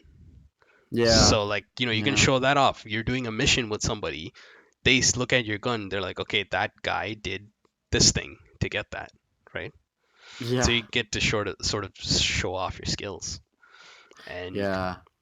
and I'm pretty sure that animals will be available in Red Dead Online. They were available in Red Dead One, Red Dead Redemption One's online. They weren't for some reason in GTA Online. I don't know why. Uh, I it- feel like, well, I mean, in GTA, you're not really hunting. It's not like a prime like resource, especially in a modern day video. yeah. I can definitely see why the iteration of animals like were just like vague or if not present. But I think in Red Dead Online, like I think they should definitely incorporate animals if they are going to have a hunting system within the single player. Yeah, I mean, like it's not really for like the hunting purposes in GTA Online, but more of like immersion. I would have liked to see animals, Oh, okay, all right? right, Like it just adds more to the game world and stuff. So it would have been nice to see all that because it's already there in single player, right? I just wanted to see it yeah, brought over to multiplayer. It's not that they had to create anything new for that, right? yeah, it's true. So I don't know. I'm sure they had their reasons for not bringing it in, but it would have been nice to see that. Um, so yeah, but because hunting is such a big thing in Red Dead's gameplay, I'm pretty sure you'll have animals in online. I mean, you're gonna have horses 100%, so I'm pretty sure there's gonna be other animals too, right? Yeah. Like, what do you guys think? This is just something that I was just thinking about. Like, we were talking about how, you know, if you can own, multiple stables, you can own multiple horses, and each having their own perks and stuff. Yeah. I don't know if this is confirmed, but what would you guys feel about? I know this isn't Rockstar's like MO, but how would you guys feel if like they kind of made Red Dead Redemption or Rockstar's future, games down the road, like they made it kind of like RPG based, where maybe there might not be like a leveling up system, but there'll be like a perk system. So for example, wearing certain things, allows certain boosts, using different weapons allows, certain boosts, and then for horses, differentiating, the purpose of having different horses is if you equip a horse, whether if you have it equipped or you're currently riding it, like it would provide boosts as well. Like, what do you think? Like, would you guys like to see like uh perks within Rockstar's games, or would that not work? I would love to see it. Like any sort of thing that changes, that forces you to make decisions and change the way you play based on something. Like I'm a fan of. It just adds like so much more longevity to a game, and it lets you experiment with a whole lot of different things. um, Basically extends the life of the game, right? Like Mm. it's like one of the things that I really like about say like Destiny, right? Because they have like hundreds of different guns, so many different sort of perk combinations you can create different synergies with. So you have like certain weapons and armor sets that you use for a particular task, right? And experimenting with those different things, changing the way you play, that sort of stuff, like I'm a fan of that. And I would want for Red Dead Online, I don't want to just pick one horse that's the best horse that can do everything the best, right? And then like instead of that, I'd rather have like like say three different horses, one that's good for some particular thing. Same with the weapons. Like I don't want to just use one weapon just because it's the best, better than everything else, right? Yeah, I think I Yeah. agree. I mean, Yeah, it's a cool concept. I don't think it'll never happen. I don't think uh it'll ever happen because it's possible. G. Yeah, but I mean, Rockstar's games are definitely not steer that way. I mean, you have Destiny like that. I mean, it Yeah, works. It's no, fun. yeah, But with GTA, those guns are. I mean, guns don't have any special abilities. Cars don't have any special abilities. I no. don't see why they would implement this in Red Dead. Well, the thing is, like, obviously, like, Destiny's more a fantasy sort of thing, so they can kind of Right. go a little crazy with that stuff, right? But whereas when it comes to this, right, you can do it, but maybe on a more like it's a little more subtle. Like, let's say there's like a weapon that like they can do like weapons that let's say they have a slower fire rate, but they're very very accurate, right?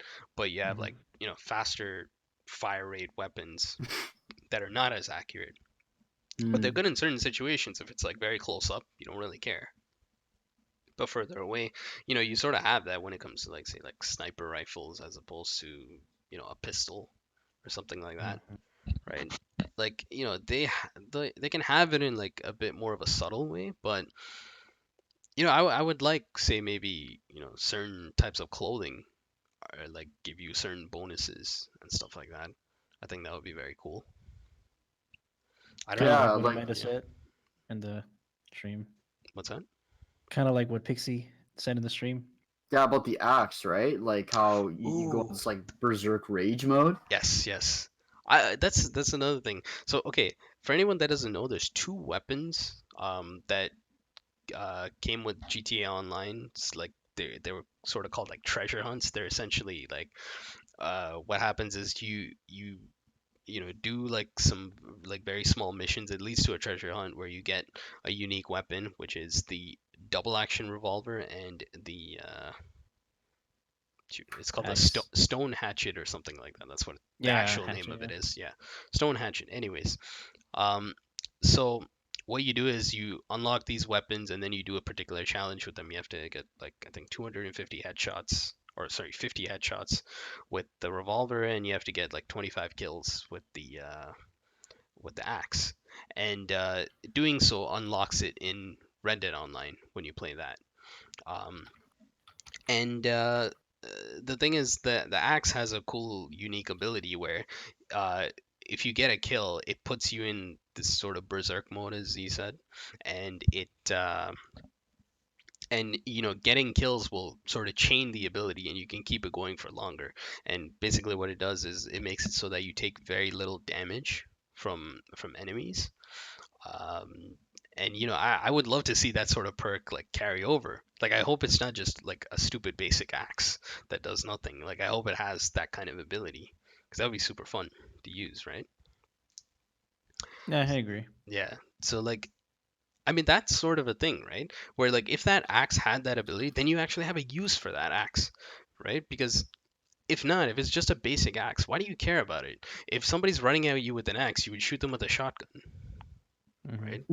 So like there's no point in having it if it doesn't have some sort of cool special ability. That's one of those things Yeah. that changes the way you play, right? So yeah, Yeah. good point about that.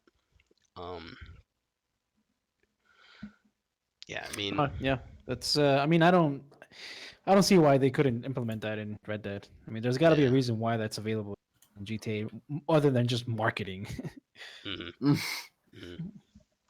Like how like what kind of perks and like would you guys like to see that can like okay, like for each of you guys, what kind of perks would you like to see in the game based off of your play style, starting with I guess AJ?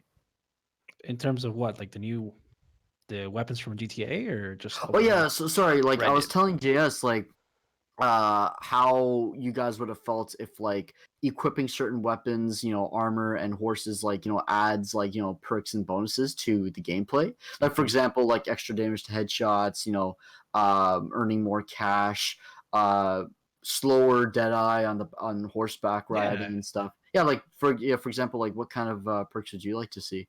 Ooh, that's a tough question. I mean, I don't know how to answer that. I mean, it would be nice to see. I guess it depends on the type of gameplay. I guess maybe they would have to cater to each type of gameplay, like every player. I mean, Yeah. what do you think, Jay?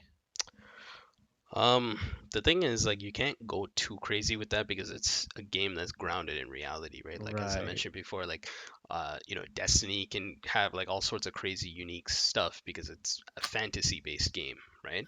So, like, Yeah. you can have all these like magical abilities applied to your guns and stuff, right? But this is something that's more grounded in reality. I mean, I would say like that sort of thing would apply to gun mods, right? Like maybe there's a magazine mod that lets you reload very quickly, right? That's something I would like. So I Hmm. would probably use something like that. Maybe you trade off, I don't know, a little bit of damage to reload faster. Or maybe if you have a different sort of ammo type, right? Different like type of bullets that do extra damage, right? But maybe the trade-off is you get higher recoil, something like that, right? So like I feel like it shouldn't just be like some increase. You should have to trade off something to do that, Balancing. right? Yeah. Um, Yeah. like maybe there's some sort of a I don't know, some sort of clothing item that lets you uh, get more money from like looting enemies or something like that, like Yeah. Oh yeah, I think that yeah, like a co-op thing like that would be cool. yeah, Like yeah, for it co-op stuff, doesn't yeah. it doesn't have like a downside. It's just it helps you get more money, helps you Mm. more get more kills and just against PVE, not Okay, PvP. okay, man. What about this? Let's say the clothing you wear affects your health. Okay, let's just Hmm. say that was a thing. What if they had an outfit that like cut your health in half, but it gave you double money at the end of a mission? That would be Mm. That cool. would be It nice. increases Very the risky. difficulty, makes it more risky, but you get rewarded for it, Yes, but right? then I mean, you can literally have your buddy do all the work and you just sit there. That's how does that gonna work? Mm, yeah, that's true. Or maybe it could be like a May- joined thing, like maybe everyone in your group has to do it for Has to do the it, yeah. bonus to apply. Yeah, mm, because then it would require like coordination. Yeah. Like let's say I'm assuming maybe it's going to be a 4-player mission, right? Yeah. And all 4 of us have to have the outfit on to all get double money at the end. So that means that not only you can do it, like if you want to do it, your entire team has to do it. Well, it's whoever's part of it because I'm assuming Hmm. maybe like GTA you could run a 4-player mission as 2 people, right? Or by Yeah. yourself, right? Yeah. So, that sort of thing. So that would be something cool to see. That's a pretty clever idea. Yeah. Yeah. So, yeah, I mean, like any sort of thing that changes the way you play, I would like to see that. Um, Yeah. I mean, but yeah, there has to be balance and trade-off. That's what makes it fun. Like it shouldn't just be because otherwise I would wear that outfit all the time if I could Hmm. always get double money and there's no No draw. trade-off. Yeah, Yeah, there's no there's no balancing. drawback for Yeah. wearing it. Yeah, right? So something like that. That'd be cool. Right on. Um and where are we at? Oh yeah, so we talked about like sort of the missions briefly for Red Dead Online. Like I feel like it's one of the big things about Red Dead Redemption 1's multiplayer was they had gang attacks in free mode. And these are like way bigger than like GTA Online's gang attacks and stuff. These were like a proper like mission that you had to do. Like and it was all took place in free mode, which is very Hmm. cool. And I think if I'm not mistaken, other people couldn't kill you when you were in a gang attack. Is that right? I can't I remember don't if that was remember. true. I mean, that would make sense. It's kind of like Yeah. Yeah. GTA, where I basically. yeah. I think it turns into a co-op thing if everyone's in the gang attack, right? Hmm. But I think as soon as it ends, you could kill each other and stuff, right? Yeah, it's kind of like GTA's getting attacked, pretty much. Yeah. So like that sort of thing, right? So that's like so I'm pretty sure that's going to be another big thing that you see in Red Dead Redemption 2 as well, right? Like the sort of free mode based missions of like gang attacks, and they also had a free mode based PvP mode. It was called Land Grab. So you had to capture a territory, and like anybody else can join in, and the more people you kill, like the higher the reward is at the end, the XP reward, sort of thing. Mm. Um, so like I'm pretty sure they're gonna go big on the free mode based activities that you can do. Because that's sort of what they've embraced with GTA Online in the recent years, and that's like what I'd like more too, because it increases the immersion so much more when all other players are doing whatever else they want around Yeah, you, right? Like you're doing a mission, some people are doing, I don't playing know, like a games. heist or something like that, or playing poker. Like it gives that immersive feel to the world, right? Like I prefer that much more than you have to create a lobby and go into your own Yes. empty lobby to play the mission, right? Yeah, I agree. Um, how do you think the currency is going to be impacted by the times? Because in GTA we're talking millions, hundred thousands, and Red Dead Mm. we're probably talking like maybe $100, a couple $100. Oh wow. Yeah, the thing is, like, I feel like, see, I don't know for sure because I don't know, like, what the monetary conversion was from back then to now, Hmm. but I'm pretty sure it's something like $1 million now is like $10,000 back then. That's what I think, Yeah. right? So, yeah, I mean that's like I'm pretty sure it's gonna accurately reflect off of that. Like, now in GTA we do a mission, you're expecting to get maybe at least 20,000, right? For a Yeah. mission. In Red Dead, I think we're gonna expect to get like, you know, like probably like $200, something like that, right? Maybe Mm. less actually. I mean that would be like a good mission, right? Maybe Yeah, I like think yeah, probably maybe like 100, yeah, maybe less than 100. I 100, guess it depends. yeah, something like that. Yeah. And then we'll see how the prices of the items that you buy are impacted by that, right? They're probably going to overcharge you for everything. Probably. But hey, at least they give you the opportunity to actually make money and have fun. GTA That's is like, well, this is gonna be 10 million, but you only have 100,000. It's gonna take you months for you to be able to afford this. it depends how good you are at the game, right? Yeah, yeah. If you know what you're doing, you'll never have money issues. Yep. And I hope that's sort of the thing with Red Dead Online as well, right? Yeah. As long as they reward the player skill, you shouldn't have any issues, right? Um, so yeah, like in terms of the missions, I hope there's a lot of like free mode based stuff, but like I'm pretty sure they'll have a lot of those separate instance stuff as well. Like I feel like if it's something like on a large scale, like a heist or something, it has to be separate. You can't do that in free mode because there's going to No. be too many things going on, right? And it has to incorporate 32 players. If you don't know, the 32. Oof. the online sessions are going to be up to 32 players. Mm. Wow. So yeah, and yeah, I mean, like, I guess we'll have to see. Like, I think, you know, all sorts of, like, maybe like the hunting, fishing, all that stuff will be part of like free mode. Maybe like playing poker, all that sort of stuff. Because you'd probably go into like I think they call them like saloons, the bars and stuff. Mhm. Oh yeah. Yeah, right. So you'd probably go in there to, like, you know, start like a game of like poker or something like that, right? I think something interesting that they could take from GTA right now is, you know how GTA you resupply for bunker. In Sorry, Red Dead you could say that again. hunt. So you know how in GTA you can resupply for your bunker or like Yeah. resupply for your MC business, anything like Mm, that. In Red Dead you can go out and hunt and bring back food for your camp. And yeah. you know, somehow that'll give you some sort of perk. I don't know what, I mean, I don't know how they can apply that, but Do you think you could buy a store or something like that? Maybe run your own store, and that gives you yeah. income. But that you're under risk of also somebody else stealing your product, like your animal or you know your food, anything. I Yeah. mean that it could be a thing, you know. Yeah. Hmm. But then that raises a good point. Like if you only have PvP and PvE lobbies, and that's probably not going to be a thing. Because if you can't kill each other, then how do you steal? You know, your products. So that's maybe that's an activity only exclusive for the PvP lobbies. Yeah, that's the thing. So if that's the case, right, then that would give you a reason to play in those PvP lobbies Yep. if there's certain content that's only there. Which, you know, it's good if like it gives people a reason to go into both. Yeah.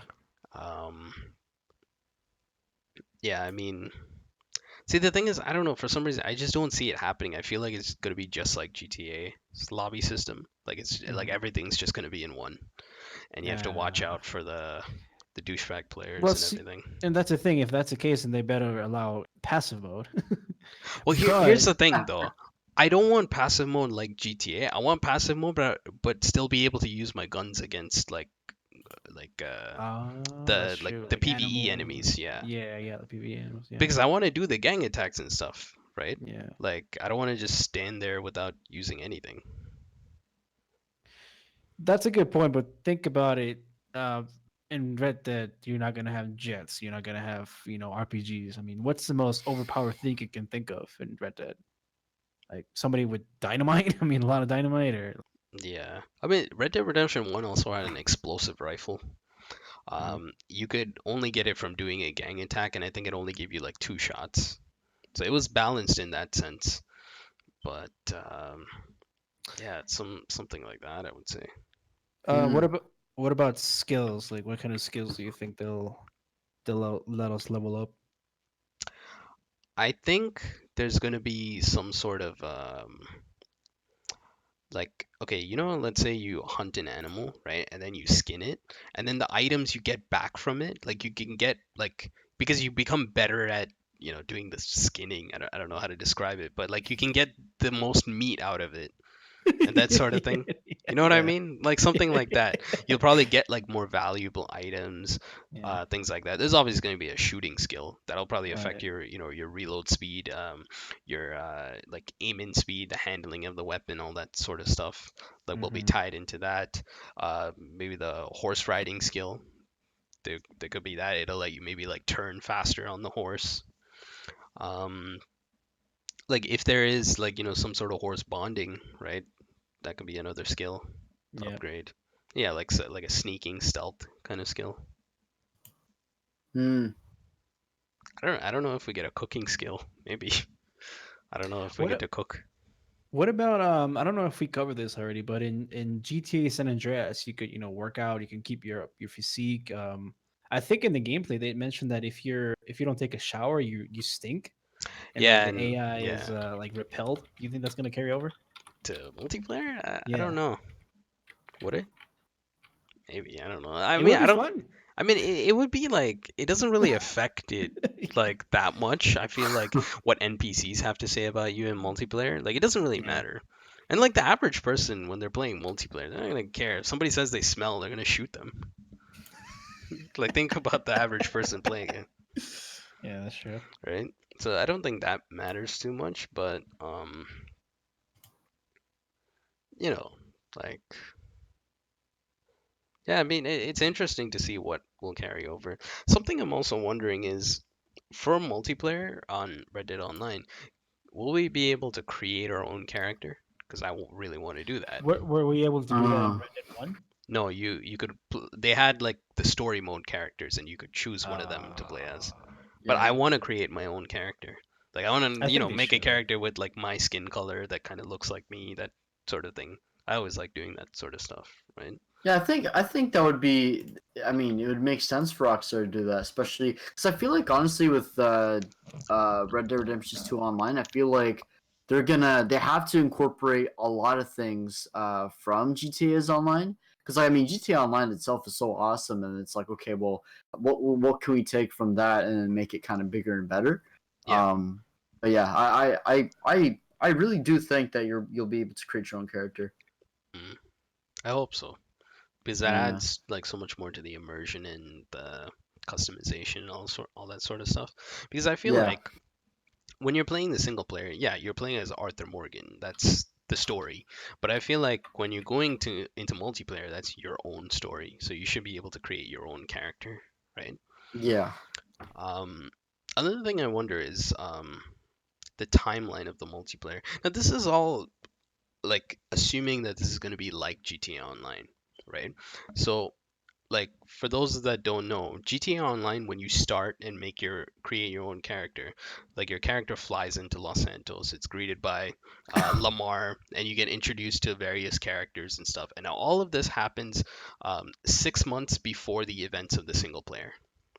So the start of online is all a prequel to the single player. Like all the sorts of missions you do, everything that happens there is before those the events of the single player. So there's one of the heists that you do in GTA Online. You're working with Trevor, one of the single player characters, and when the single player starts, right, Trevor is sort of like a drug lord kingpin in Blaine County, right? And you do a heist to help him get to that point. Like you're stealing drugs for him and helping him carry out all of the sort of activities for that, right? So like that's how it starts, and then I think after heists, everything that happens after heists, like gun running, import export, all that stuff takes place after the events of single player. So there like the GTA Online has a storyline basically, like throughout all the updates, and that's your character's story. So I wonder how that's going to be in Red Dead Online. No, so like you create a character. Is this going to happen before the events of Red Dead Redemption 2? Are we going to see some of the single player characters in online? That sort of thing, right? Yeah. So I'm Yeah, it's wondering hard how to say. that's all going to carry out. Um, yeah. Um, Another thing we haven't talked about is first person mode. So first person mode is something they introduced into GTA Online when the PS4 and Xbox One versions came out, and Red Dead Redemption 2 is gonna have it from the beginning. You can play the entire game in either third person, first person, whatever you want. So first person in like I'm pretty sure it's safe to assume that it'll be in multiplayer as well in Red Dead Online. AJ, I think you were asking before if like that sort of reticle being Hmm. there all the time is going to be in first person or not and all. Um, Another thing I wonder is like they kind of briefly showed like horseback riding and shooting while in first person, and I feel like if I feel like some people are gonna get like motion sickness from that, um, Yeah, like I can just see that. yeah, like riding on a horse in first person and all.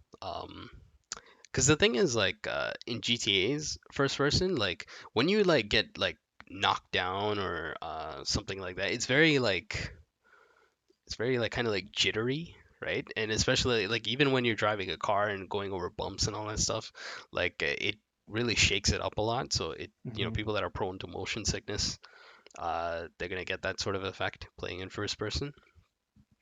So, hopefully that's a little better in Red Dead Online. Um, I mean, like I would love to play in like both third person and first person. I'm sure I'm gonna switch between them a lot. There'll be a lot of fun. Another thing is, in the single player, you're gonna have duels, right? I, do you guys think that I'll be in Red Dead Online in some way? Was that in Red Dead 1? No. Yeah, I mean, I can see that happening. I mean, you're both somehow you're immune to everybody else, and I mean, I don't see why not. I mean, they have the resources Mm, and tools already in place. Z, what do you think? yeah. Like, sorry, what is this? Duels. Like, Oh, right. yeah. Like, I feel like in single player that could work, but I feel like not so much in online, because it's Mm, like how would that be fair? Like I can't really think of any way for it to be fair, to be honest. Like, because in the single player, like when you go all slow mo, yeah. you quickly like you take the reticle, sorry, and then you highlight the character, obviously, right? Yeah. Like wherever you're shooting at, then you press R1 or whatever button to tag. Yeah. So like if that was even to be incorporated online, if anything, it'd be like, okay, whoever goes into Deadeye first, Yeah. would have to land those marks first. But assuming that they're just gonna take out Deadeye, because I think Deadeye was in Mm, multiplayer, but like it wasn't slow mode, right? So you could still tag people, but then like it wouldn't be slow mode. yeah. So if they actually incorporated duels in the multiplayer, I think that Hmm. would be really cool, because like who would draw first, then who would like accurately line up their shots. I think that Yeah. would be definitely be something interesting to see. Mm, hmm. Yeah. Yeah. Yeah, that's the thing. Like you said, I'm not too sure how it worked, like in the sense that, like what you said, like whoever enters Deadeye first is gonna win. But Yeah. something is in Red Dead Redemption 1. I don't know if you guys played the death matches at all on there, but how that works is when the death match starts, you have both teams like facing off against each other, and it sort of starts off sort of that kind of duel, right? And like so it starts off in, let's say, like four people against four people, they're looking at each other, or if it's like a free for all death match, they're all standing in a ring just looking at each other. And then when it says draw, you draw your gun and you shoot each other. And once the last person standing is there, or the last team is standing, that's when the actual deathmatch starts. So Mm. like you get, like, I think you get some points for whatever kills you get in the duel, but you don't respawn until that duel thing is finished. You know what I mean, Ah. right? Hmm. So I'm like, I'm hoping that's because that's a cool mechanic. I hope that carries over to like their the death matches and all the PvP activities that are in Red Dead Redemption 2. So that'd be interesting to see. Yeah. Um, Duels and oh, couple of things that I'd really like to see from GTA is the thing is, like, this is probably like one of the most important additions to GTA Online. Um, but like I know like you guys probably haven't used it much at all. Is they have a content creator for GTA Online, like where you can create your own death matches, your own races, that sort of thing. It's one of the most important features because it increases the longevity of the game.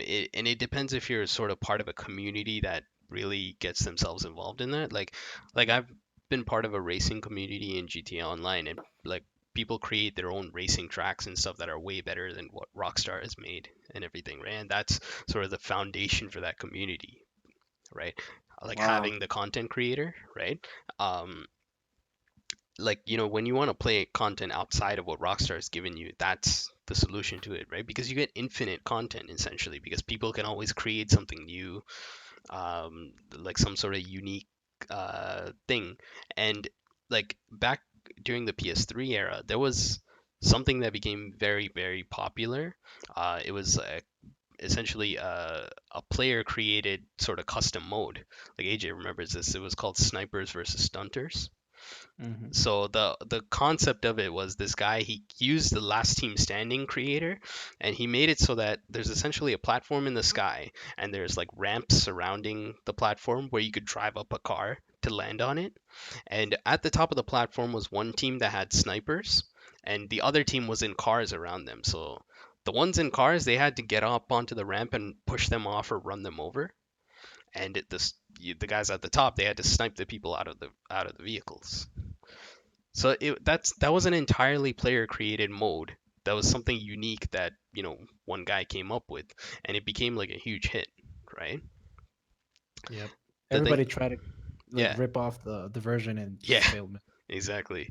So the thing is like, you get like all sorts of like, cool custom game modes and stuff that like people can come up with, right? And it's essentially like what I said, infinite content that's available for the game, right? And the thing is like we like yeah, even if you haven't made as much use out of it in GTA 5, there's still tons of things like that. There's tons of player created modes that are like very special like that and all, right? And I really hope that Red Dead Online has a content creator like that, so where you can, make your own death matches, own, sort of custom game modes, horse racing tracks, things like that. I would love to see like a mission creator. That would be so cool if you could like pick a particular location Yeah. for a mission, right?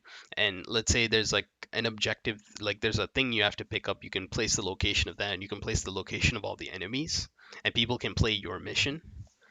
I feel like that would be something that's really cool if they were to bring that, because GTA Online never got that. They never got a mission creator.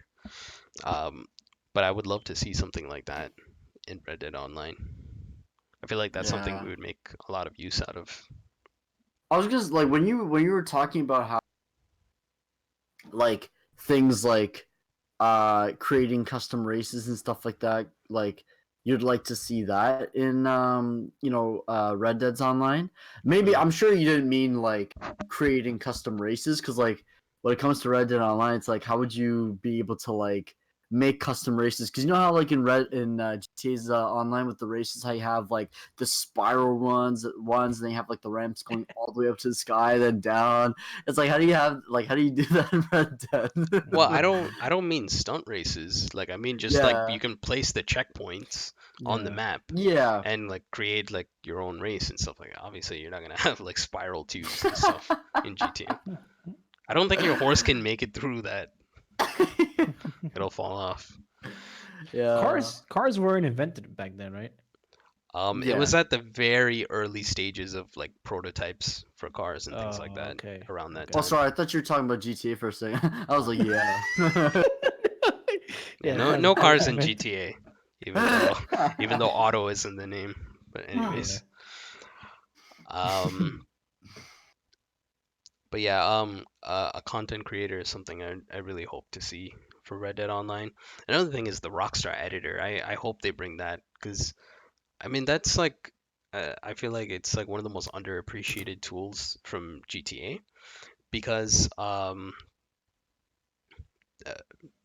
what like the thing is like you can create like custom photos, like make your own movies in GTA and everything. Biggest example I'll give you of that is, if you know, on YouTube there's a guy named Sonny Evans. He creates all sorts of like little like machinimas, and like he's got like voice actors like voicing the GTA Online characters and everything like that. So like you get all sorts of like pretty much the community's creativity, and there's all sorts of really cool things you can make with that. You can take like really awesome photos and everything. If you didn't know, all of my like photos of like for my Twitch channel, like my profile picture, the cover photo, the offline banner, all of that stuff I made in Rockstar Editor, taking photos of my GTA Online characters. Mm. So like that sort of stuff I would love to see brought back in Red Dead. I really hope they do, because it's a very, very powerful tool, that editor. Like they give you like a lot of like it's such a well developed tool. Like they give you a lot of different options for things you can do. Um, change all sorts of filters, settings, the depth of field, like saturation, contrast levels, all sorts of things that you can do with it. You can have like different camera transitions, like motion blending. They give you so many different features that you can do in the Rockstar editor, right? So I would love to see that brought over to Red Dead Online. I'm pretty sure they will, because I feel like that's something that Rockstar really loves. Like, it's essentially the same sort of tool they use to make their like trailers and things like that. And the guy that I mentioned earlier, Sonny Evans, he actually commented on like looking at, because he's someone that's like an expert with the Rockstar editor, right? So like him like looking at like some of the gameplay trailers, stuff that they've put out, he said like certain shots like he recognizes it from the Rockstar editor, like that sort of camera blending mode. I'm not sure if that's exactly what it is, but like he pointed out that that stuff is from GTA Online's Rockstar editor. So hopefully we get that brought back into Red Dead as well. It would be nice to see. Like, have you and AJ, like, have you guys used the Rockstar editor at all? No, I have quite a bit. I have never created any content. I am a beginner, less than a beginner at it. I mean, I'm still a beginner. I only know the very basics of it. Mm. But like I said, I've created a lot of photos with it. The video stuff, like I experimented with it a little bit, but like the photo stuff was really cool to me. Yeah. I think this functionality just also gives people, I guess, employment, because Parallel Gaming, Sunny Evans, they have jobs because of these features. That's what they base their channels on, making Yeah, that's true. creating content like Yeah, clips and things like this. it lets them add a professional touch to their content, which is Yes. really cool, right? Yeah. Because if you look at like the Sunny's stuff that he's put out, all that stuff looks very, very professionally made, right? And it's like he's using an in-game tool to do it all, right? Mm-hmm. Which is very cool to see.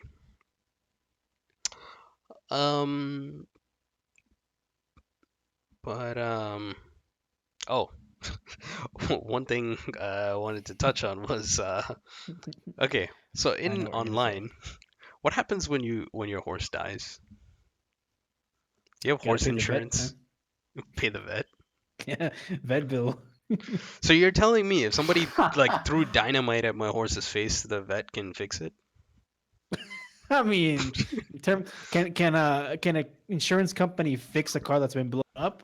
I think the idea of it is they're not fixing it; they're just giving you a Just new give you one, a new one. Well, I guess I'll give you a new horse. a new horse. Well, not the vet, but I don't know. But that's the thing, though. Is that bonding stuff going to carry over? Is this new horse going to love me just as much? That's true. Well, like, how do you think it would happen back in the day? Like, if your horse died, like in real life, like, I mean, you have to get a would new you just one. have to buy a new one? I guess. I guess, yeah. Yeah. The thing is, though, is that bonding stuff going to carry over? Because that seems like Oh, something man. they're very stressing that very much in single player, but like I feel like it would be a little weird for it to be missing in multiplayer. But at the same time, Yeah. right?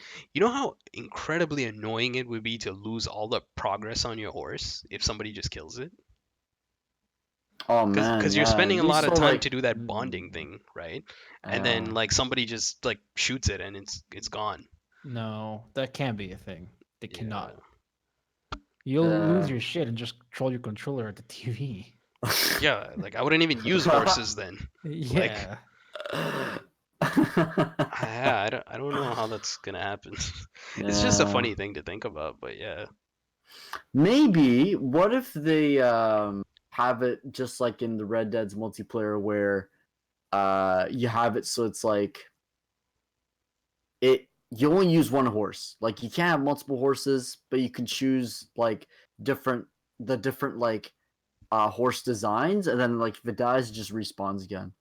That I mean, that's the best I can think. Like, I guess, yeah. yeah, I mean, because you're gonna have a lot of like knuckleheads just shoot your horse in the head. that's the thing. I would always leave it in the stable, and I would never bring it out if Yeah. it was at risk.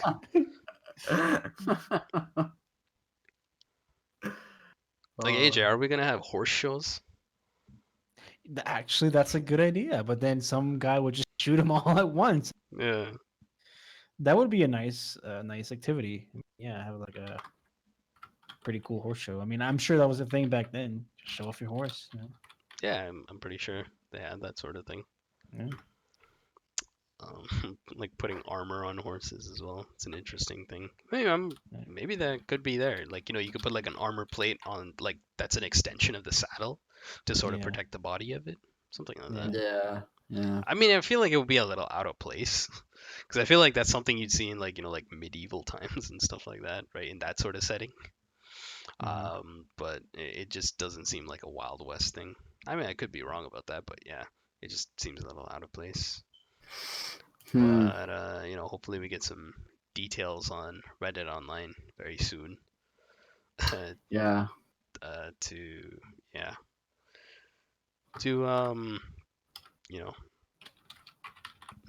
ease our worries about whether somebody can kill our horse and we don't get it back. Last thing we want to touch on is the future for this. And what I mean by that is it looks like this generation of consoles is going to be coming to an end very soon, right? So, I'm going to assume it's going to be called the PS5, the next PlayStation console, and the next Xbox, I think it has a code name, Xbox Scarlet or something. We talked about it last time. So with both of those consoles coming up in, honestly, my prediction is probably like 2020 we'll get those. With Red Dead Redemption 2 coming out so late, it's very likely that with the PC version of Red Dead Redemption 2, we're gonna get new versions of the game on these new consoles as well, right? I wouldn't be surprised if they do remaster Red Dead Redemption 2. Yeah, I mean, I would assume that it would be a thing. The thing is, like, I would like it so that, because GTA, what they did was everything that they ever wanted to do for GTA Online, but they couldn't on the PS3 and 360 versions, they brought those over to the new PS4 and Xbox One versions, right? And so it made sense to get the game again. It's not just for prettier visuals. It's like you get extra content that you could have never experienced on PS3, right? And it's well worth it. Yeah, it's well worth buying it again. I bought it 3 times, and I think it's well worth it. I bought it on PC again too, right? So, I mean, I'll probably do it again for Red Dead Online. Red Dead Redemption 2. So yeah. Here's an idea. I know I don't want to steer off the, but we're talking about Red Dead in the future. I have to bring this up. What do you guys think of Undead Nightmare 2? Ooh, I would like to see it. I would love to see it brought over. It was so well done in Red Dead Redemption, man. Like, it was fun. They had horde modes, right? Like, if you played it online. Yeah, that was the best. That was the best multiplayer mode, I thought. Yes. Like, yeah. I could play that for hours. Yeah. Yeah, it was a lot of fun. I feel like it's a very cool concept. And it makes sort of zombies and stuff a lot more dangerous because you have like slower weapons that you can use. Yeah. You don't have the safety of like a car or anything like that. You're on your horse. They can pull you off your horse. They can kill your horse. But here's the thing, though. They can actually apply that into the free roam multiplayer. Because in Red Dead 1, it was only, the single player? And then you had the hordes. The hordes was basically an arena mode for multiplayer. Okay. Well, maybe they should implement the zombie mode in free roam and multiplayer this time. Because you have the resources now. Well, the thing is, you can't really do that on a regular thing. I was thinking, what if it's kind of like, the snow in GTA? What if for the month of like Halloween, they do that? Well, I mean, what's preventing them from having that, year round? They could have separate lobbies for that. Well, I feel like it kind of takes away from it doesn't make it as special, I think, if it's there all the time. And it's kind of weird. It breaks the immersion if you have separate lobbies that look completely different, That's true. Yeah. Like, that's the thing, like, I would love to have the snow all the time in GTA Online, because it's one of my favorite times of the year to play GTA Online, because usually they have a pretty big update, like, around when the snow comes out. Like, every year it's always been like that, and the snow is just, it makes the game look so different, and it actually affects your gameplay. It affects the driving and things like that, right? And like as much as I'd like to have it all the time, like I know that it's special because it only comes once a year, right? Right.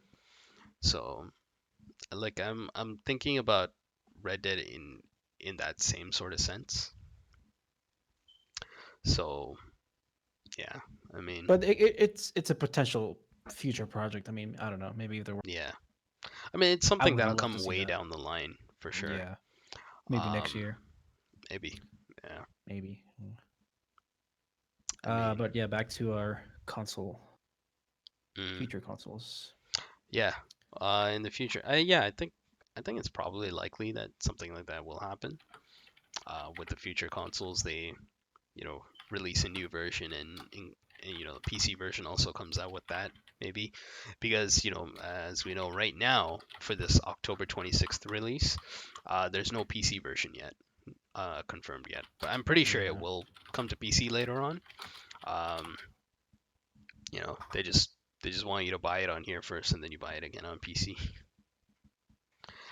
Um, which yeah, I'm gonna do that for sure.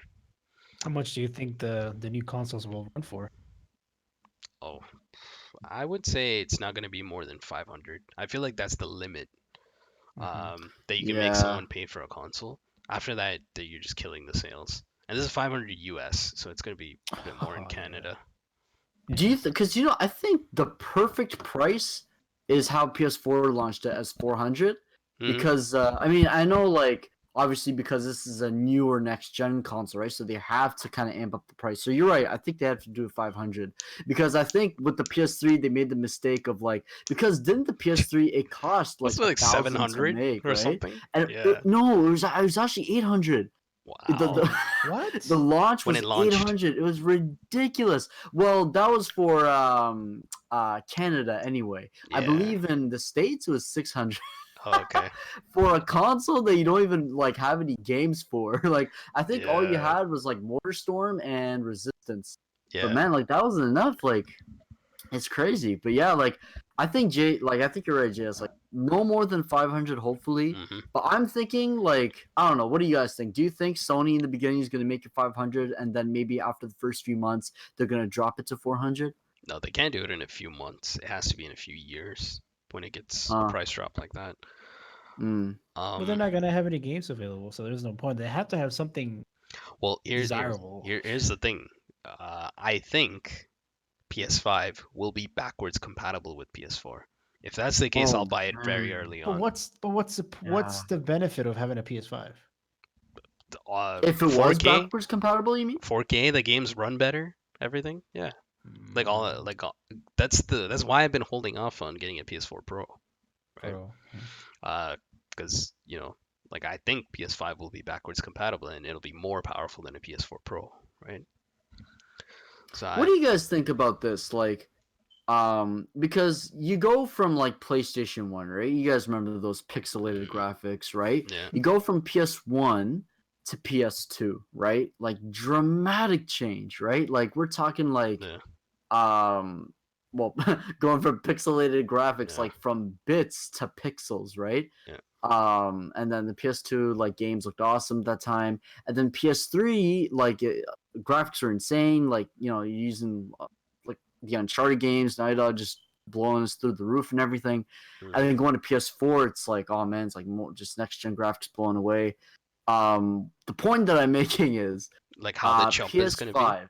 How significant do you guys think the jump's going to be? Do you think we're going to see like photorealism or what? Nah, nah. No. Like the thing is like with each generation, the gap is getting smaller, right? Like from PS3 to PS4, it's not as big as going from PS2 to PS3, right? Um, Yeah, like very true. that's the thing. It's gonna be a smaller gap, but it depends on how developers what they do with the extra power, right? Yeah, So it depends. Like some developers, you're not gonna see much of a difference from their games, other than maybe a tiny bump to resolution. But other developers, right? They could do a whole lot more with it. It just depends what a developer can do, that's true. right? Yeah, that's true. I feel like the most realistic characters I've seen in gameplay is probably Detroit. My God, In like visuals, yeah. the visuals, shoot, man. I mean, they're using Yeah. motion capture technology. I mean, I don't know what other games they use that for. Well, I guess most games No, nowadays, but most games Yeah. do. Yeah. Yeah. Um. Yeah. I mean, What do you guys think? Like, do you guys think that the PS5 will have backwards compatibility? I think so, because I think like the whole reason that they moved over to x86 architecture for the PS4 was sort of for that, to make development easier, and then it gives them backwards compatible, like, and to allow for backwards compatibility, because it's kind of like unified across, the Xbox One, the PS4, and like PC. They all use the same sort of like processor architecture, so it's like Yeah. they're developed in the same way essentially, right? Like that's sort of a simplified way of looking at it, but it essentially makes like porting games and remastering games between platforms and stuff like easier, right? Yeah. Yeah. And the thing is, like, how you can look at it is like, so what it's going to be is you'll have the same processor architecture, but more powerful hardware. Now, that already exists in the sense the PS4 Pro uses the same processor architecture as the base PS4, but it has more powerful hardware, right? And they can both play the same games. So the PS4 Pro essentially has backwards compatibility with the regular PS4, right? Yeah. So that's how you can look at PS5. It's going to be, more powerful version of the PS4 Pro, right? Mm, Sort of the simplified way of looking at it. So if it's, like that, then yeah, definitely we'll have backwards compatibility. And yeah. um just to mention, that's backwards compatibility with PS4 games, not with PS3. PS3, it's never going to be backwards compatible with anything PS3, because that uses a whole different, it uses like a cell processor, so it's completely different. Like, to have it backwards compatibility, this is something that people always miss and they don't understand, is that the PS4, for it to be backwards compatible with the PS3, the PS4 needs to have that cell processor in it too. So that drives up the cost way more. You're gonna pay like an extra $100 or something for your PS4 console if you want backwards Yeah. compatibility, right? With PS3, that is. The Yeah. reason that you have PS2 backwards compatibility on PS4 is because it's emulating. You have like a PS2 emulator in the PS4, so Yeah. that's how you can do that. Okay. Yeah, but yeah, I mean, I'm pretty sure we'll have some backwards compatibility with PS5, and yeah, if that's the case, I'll get it very early on. I really do think that'd be a wise decision because, like, imagine if they release the PS5 and they say, okay, there's no backwards compatibility. I think because if it did have backwards compatibility, I think you're right. Like Jay, like even as JS was saying, like if it had backwards compatibility like from day one, then obviously like that's enough reason for you to get a PS5 right off the bat because like Yeah. you can that way because otherwise you wouldn't need to keep your PS4, right? Versus if it didn't have backwards compatibility, because it'd be more wiser to keep your PS4 because And there'd get be it more later games on on. there. Yeah. Yeah. What about you, AJ? Like, would you like to see backwards compatibility on PS5? I would. But I mean, I don't know if that's a sell factor for me. What other values does it bring it? Like Well, like HDR, I so. mean 4K. I mean games are gonna run better. Yeah, okay, but Yeah. is it worth spending $500 again? I don't know. Well, you're gonna get a PS5 eventually because it'll Eventually, eventually. yes, Yeah. but I can wait. I got the PS4 late. Well, I got it Yeah. for well, less than that's the thing though. $400. When the PS5 has games you want to play, you're not gonna play the old PS4 games anymore, Right. right? Like if Yeah. there's Yeah. like a new like, okay, PS5 comes out, right? I have to wait maybe like a year until, I don't know, Horizon 2 comes out, right? That's going to be the Mm. first game that I really want to play. I'm not going to go back to the old games now because I have the new next gen game, right? Hmm. So it's only in the beginning where people care a lot about backwards compatibility because there's not enough games out, right? Yeah. So that's Yeah. when it's important. Or they'll be like, I mean, no hate to Nintendo, but they could be like Nintendo where Nah, Nintendo like sucks. they don't provide backwards compatibility because Nintendo believes, oh, play this game, you buy this console. But Listen, we're not going to talk about Nintendo. That company's dead to Cardboard. me. I used to be a Cardboard. huge fan of them. I hate them now. Want nothing to do with They them. still make great games though. Nah, they don't. Super Bowl. Okay. Listen, they make like one great game like every like few years or something. Like then that's all you get too. Anyways, let's Man. not turn this into a Okay. rant about Nintendo. We'll save that for another day. I mean, I can do a whole nother podcast about that. Um. Anyways, I think that covers a lot of information about Red Dead Redemption 2. I think we're at 2 hours and 20 minutes now. So I think Wow. that's a good discussion, guys, on Red Dead. Yeah. Um, and yeah, I mean, there's a whole ton of other information for Red Dead that's still out there, like that you can look into, read into, and actually experience when you actually get to play the game. But this is just a little bit that we wanted to sort of discuss about both the single player and Red Dead Online. So you know, can't wait. Absolutely can't wait for Red Dead Redemption 2 to come out. Yeah. I was gonna say you're gonna be playing it Thursday night, so the 25th, I believe. I'd like to. The thing is, I wake up for work around like 6:30, 6:45 around there. So I'm gonna try to play like an hour on Thursday midnight before I go to bed. Yeah. Is it too late to pre-order the game digitally or? No, you can pre-order anytime before it comes out. All right, cool. I might just do that. What's so cool about getting it digitally is like, I think the week in advance or maybe a few days early, I'm not sure how it works, but like the game like itself, like all of its assets become available to download. Then Yeah. PS4 automatically downloads preloads it. Yeah. And then when midnight strikes, it's just like the game there. unlocks. I've done that for so many games in the past, like Uncharted 4, Lost Legacy, Destiny 2. It's just like I just waited for it to hit midnight and it just starts up. It's awesome. That's awesome. Yeah. You should do is call in sick the other day and just play like the whole night from 12 to 6. I would love to do that. I read a comment on one of the Red Dead gameplay videos, and it was like, boss, like the boss says, like, how come you're not coming in to work today? And it's like the employees like watching the Red Dead gameplay, and the boss watches like, oh, I can't come in either. Oh. Yeah, that would be awesome.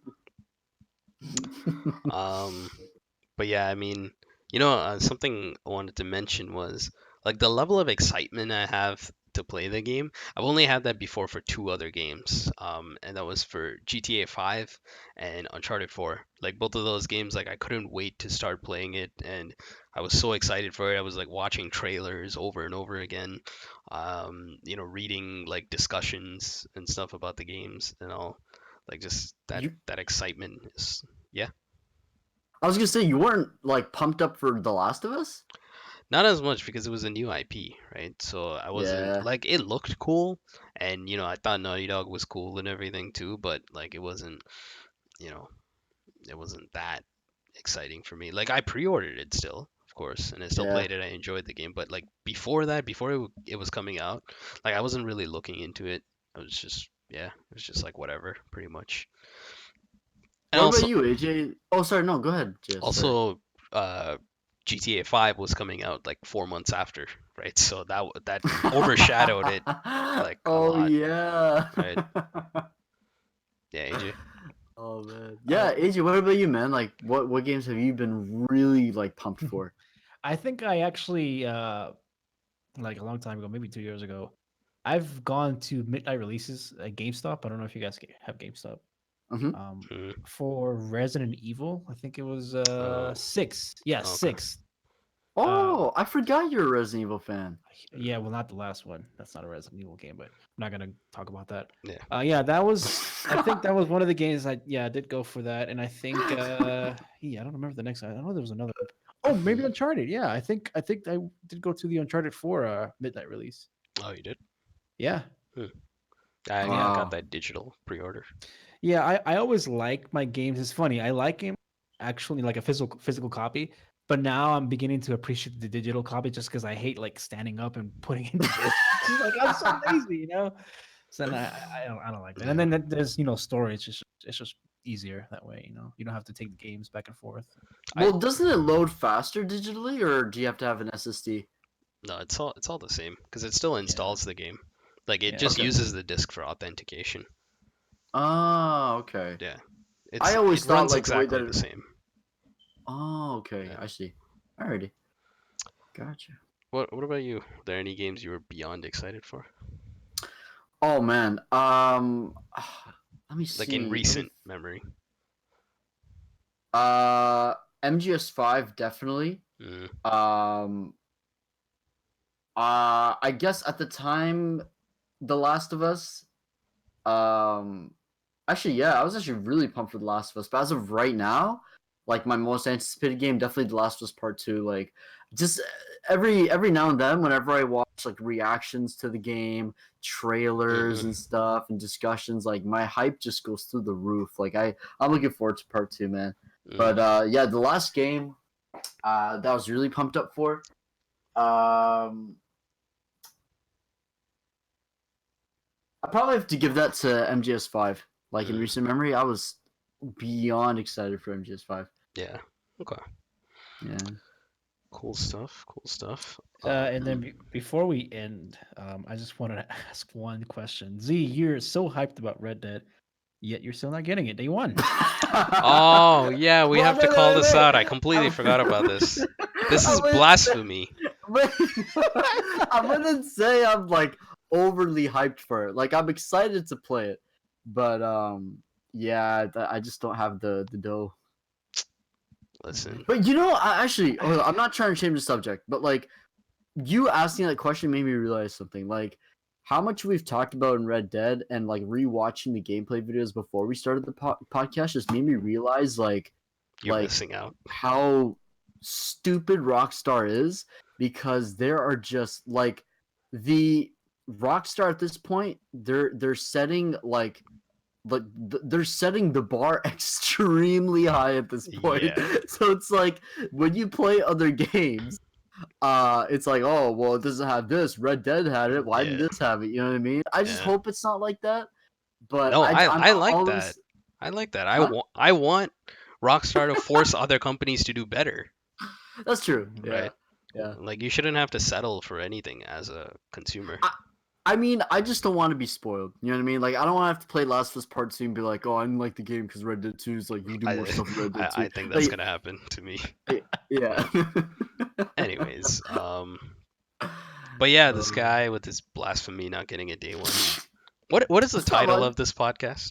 Like the episode. What's the title on Twitch right now? For Red Dead 2. Right, and this guy's not getting a day one. What is this blasphemy? Well, you know what I don't know. I can't think of anything. Listen, well, do you guys think Hold that on. you know how games? Sorry to cut you off, but you know how like games these days, like it's better to not get them day one, because from different patches on, they kind of update the game, maybe add new game plus. You know, they tweak a little thing, like a few things and stuff. Do you think that's going to be the same case for? No. Listen, this is Rockstar we're talking about. These guys are like the gods of the industry. This isn't some stupid developer like EA, where we have to wait for like 25 patches before the game is playable. Okay. Yeah. This is Rockstar. Okay. This Yeah. you don't need to wait for the game to get better. This is gonna be amazing from the get-go. I mean, already, like, the thing is, like, I think the biggest file size I've seen for a video game, single player anyway, is probably The Witcher 3 with, like, I think 80 gigs. And then Destiny, to be fair, is, like, an MMO, right? Sort of. So it's, like, 90 with the expansions.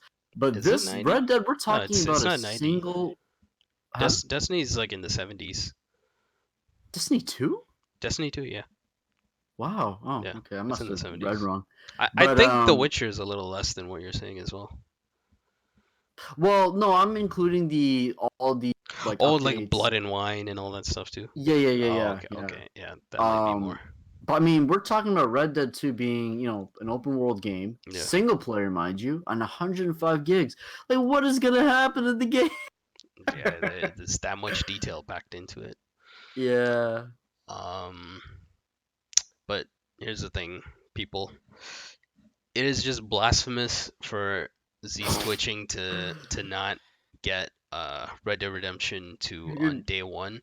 So what we need to do is we need to go follow twitch.tv/Z's Twitching. This guy streams like 18 hours a Every day, day. so like just Every whenever day. you're free, go on. He's probably gonna be streaming something. Go in there. We're gonna start a Red Dead Redemption 2 fund. Start donating some bits. This guy gets so many bits per stream. It's like, come on, you should have enough. So we're gonna start this. So everyone, if you haven't already, go follow this guy on Twitch. Check out when he streams at some point in your day. We'll start a Red Dead Redemption 2 fund. Start donating some bits. What was the I've already target? donated so much. What was it 8,000, right? Yeah, He said 80. He said 80,000. He was trying to get $800 from us. He's gonna buy a PS5 with that. 8,000 bits is doable, man. Like, 8,000. All right. 8,000. So that's gonna be the target to get this guy Red Dead Redemption 2. But yeah, make sure you follow this guy. Always good content on his channel. Thank you. My great co-host. If you're watching this on YouTube, of course, his links will be in the description. AJ, if anyone wants to contact you, how can they contact you? PSN, Twitch, anything like that? Yeah, PSN, scorpionaj. Twitch, same ID. Yeah, that works too. Okay. AJ also streams on very rare occasions as well. Is there anything anyone can expect from you on your channel?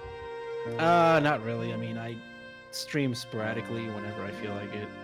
I'm more of a casual streamer. I would recommend if you guys want like top quality content, follow these guys. They're way better. I appreciate that. If you're I think a foodie as they call it, contact AJ. Oh boy. Oh boy. AJ's very much into like fine dining and trying different types of food and stuff. So if you're one of those people that are into that, you can always contact him about that. Sure. But yeah, we're gonna wrap this up. We're just above 2.5 hours.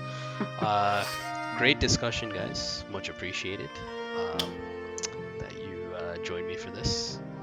And yeah, I'm super excited for Red Dead Redemption 2. That is all I'm gonna be playing when it comes out. I'm hoping that I'll stream a lot more often, because I know it's been very sporadic recently, in the recent months. So I'm hoping Red Dead Redemption 2 is gonna change all that. Maybe more YouTube uploads and stuff too. We'll see how everything turns out, and hopefully this game is everything we're hoping it to be.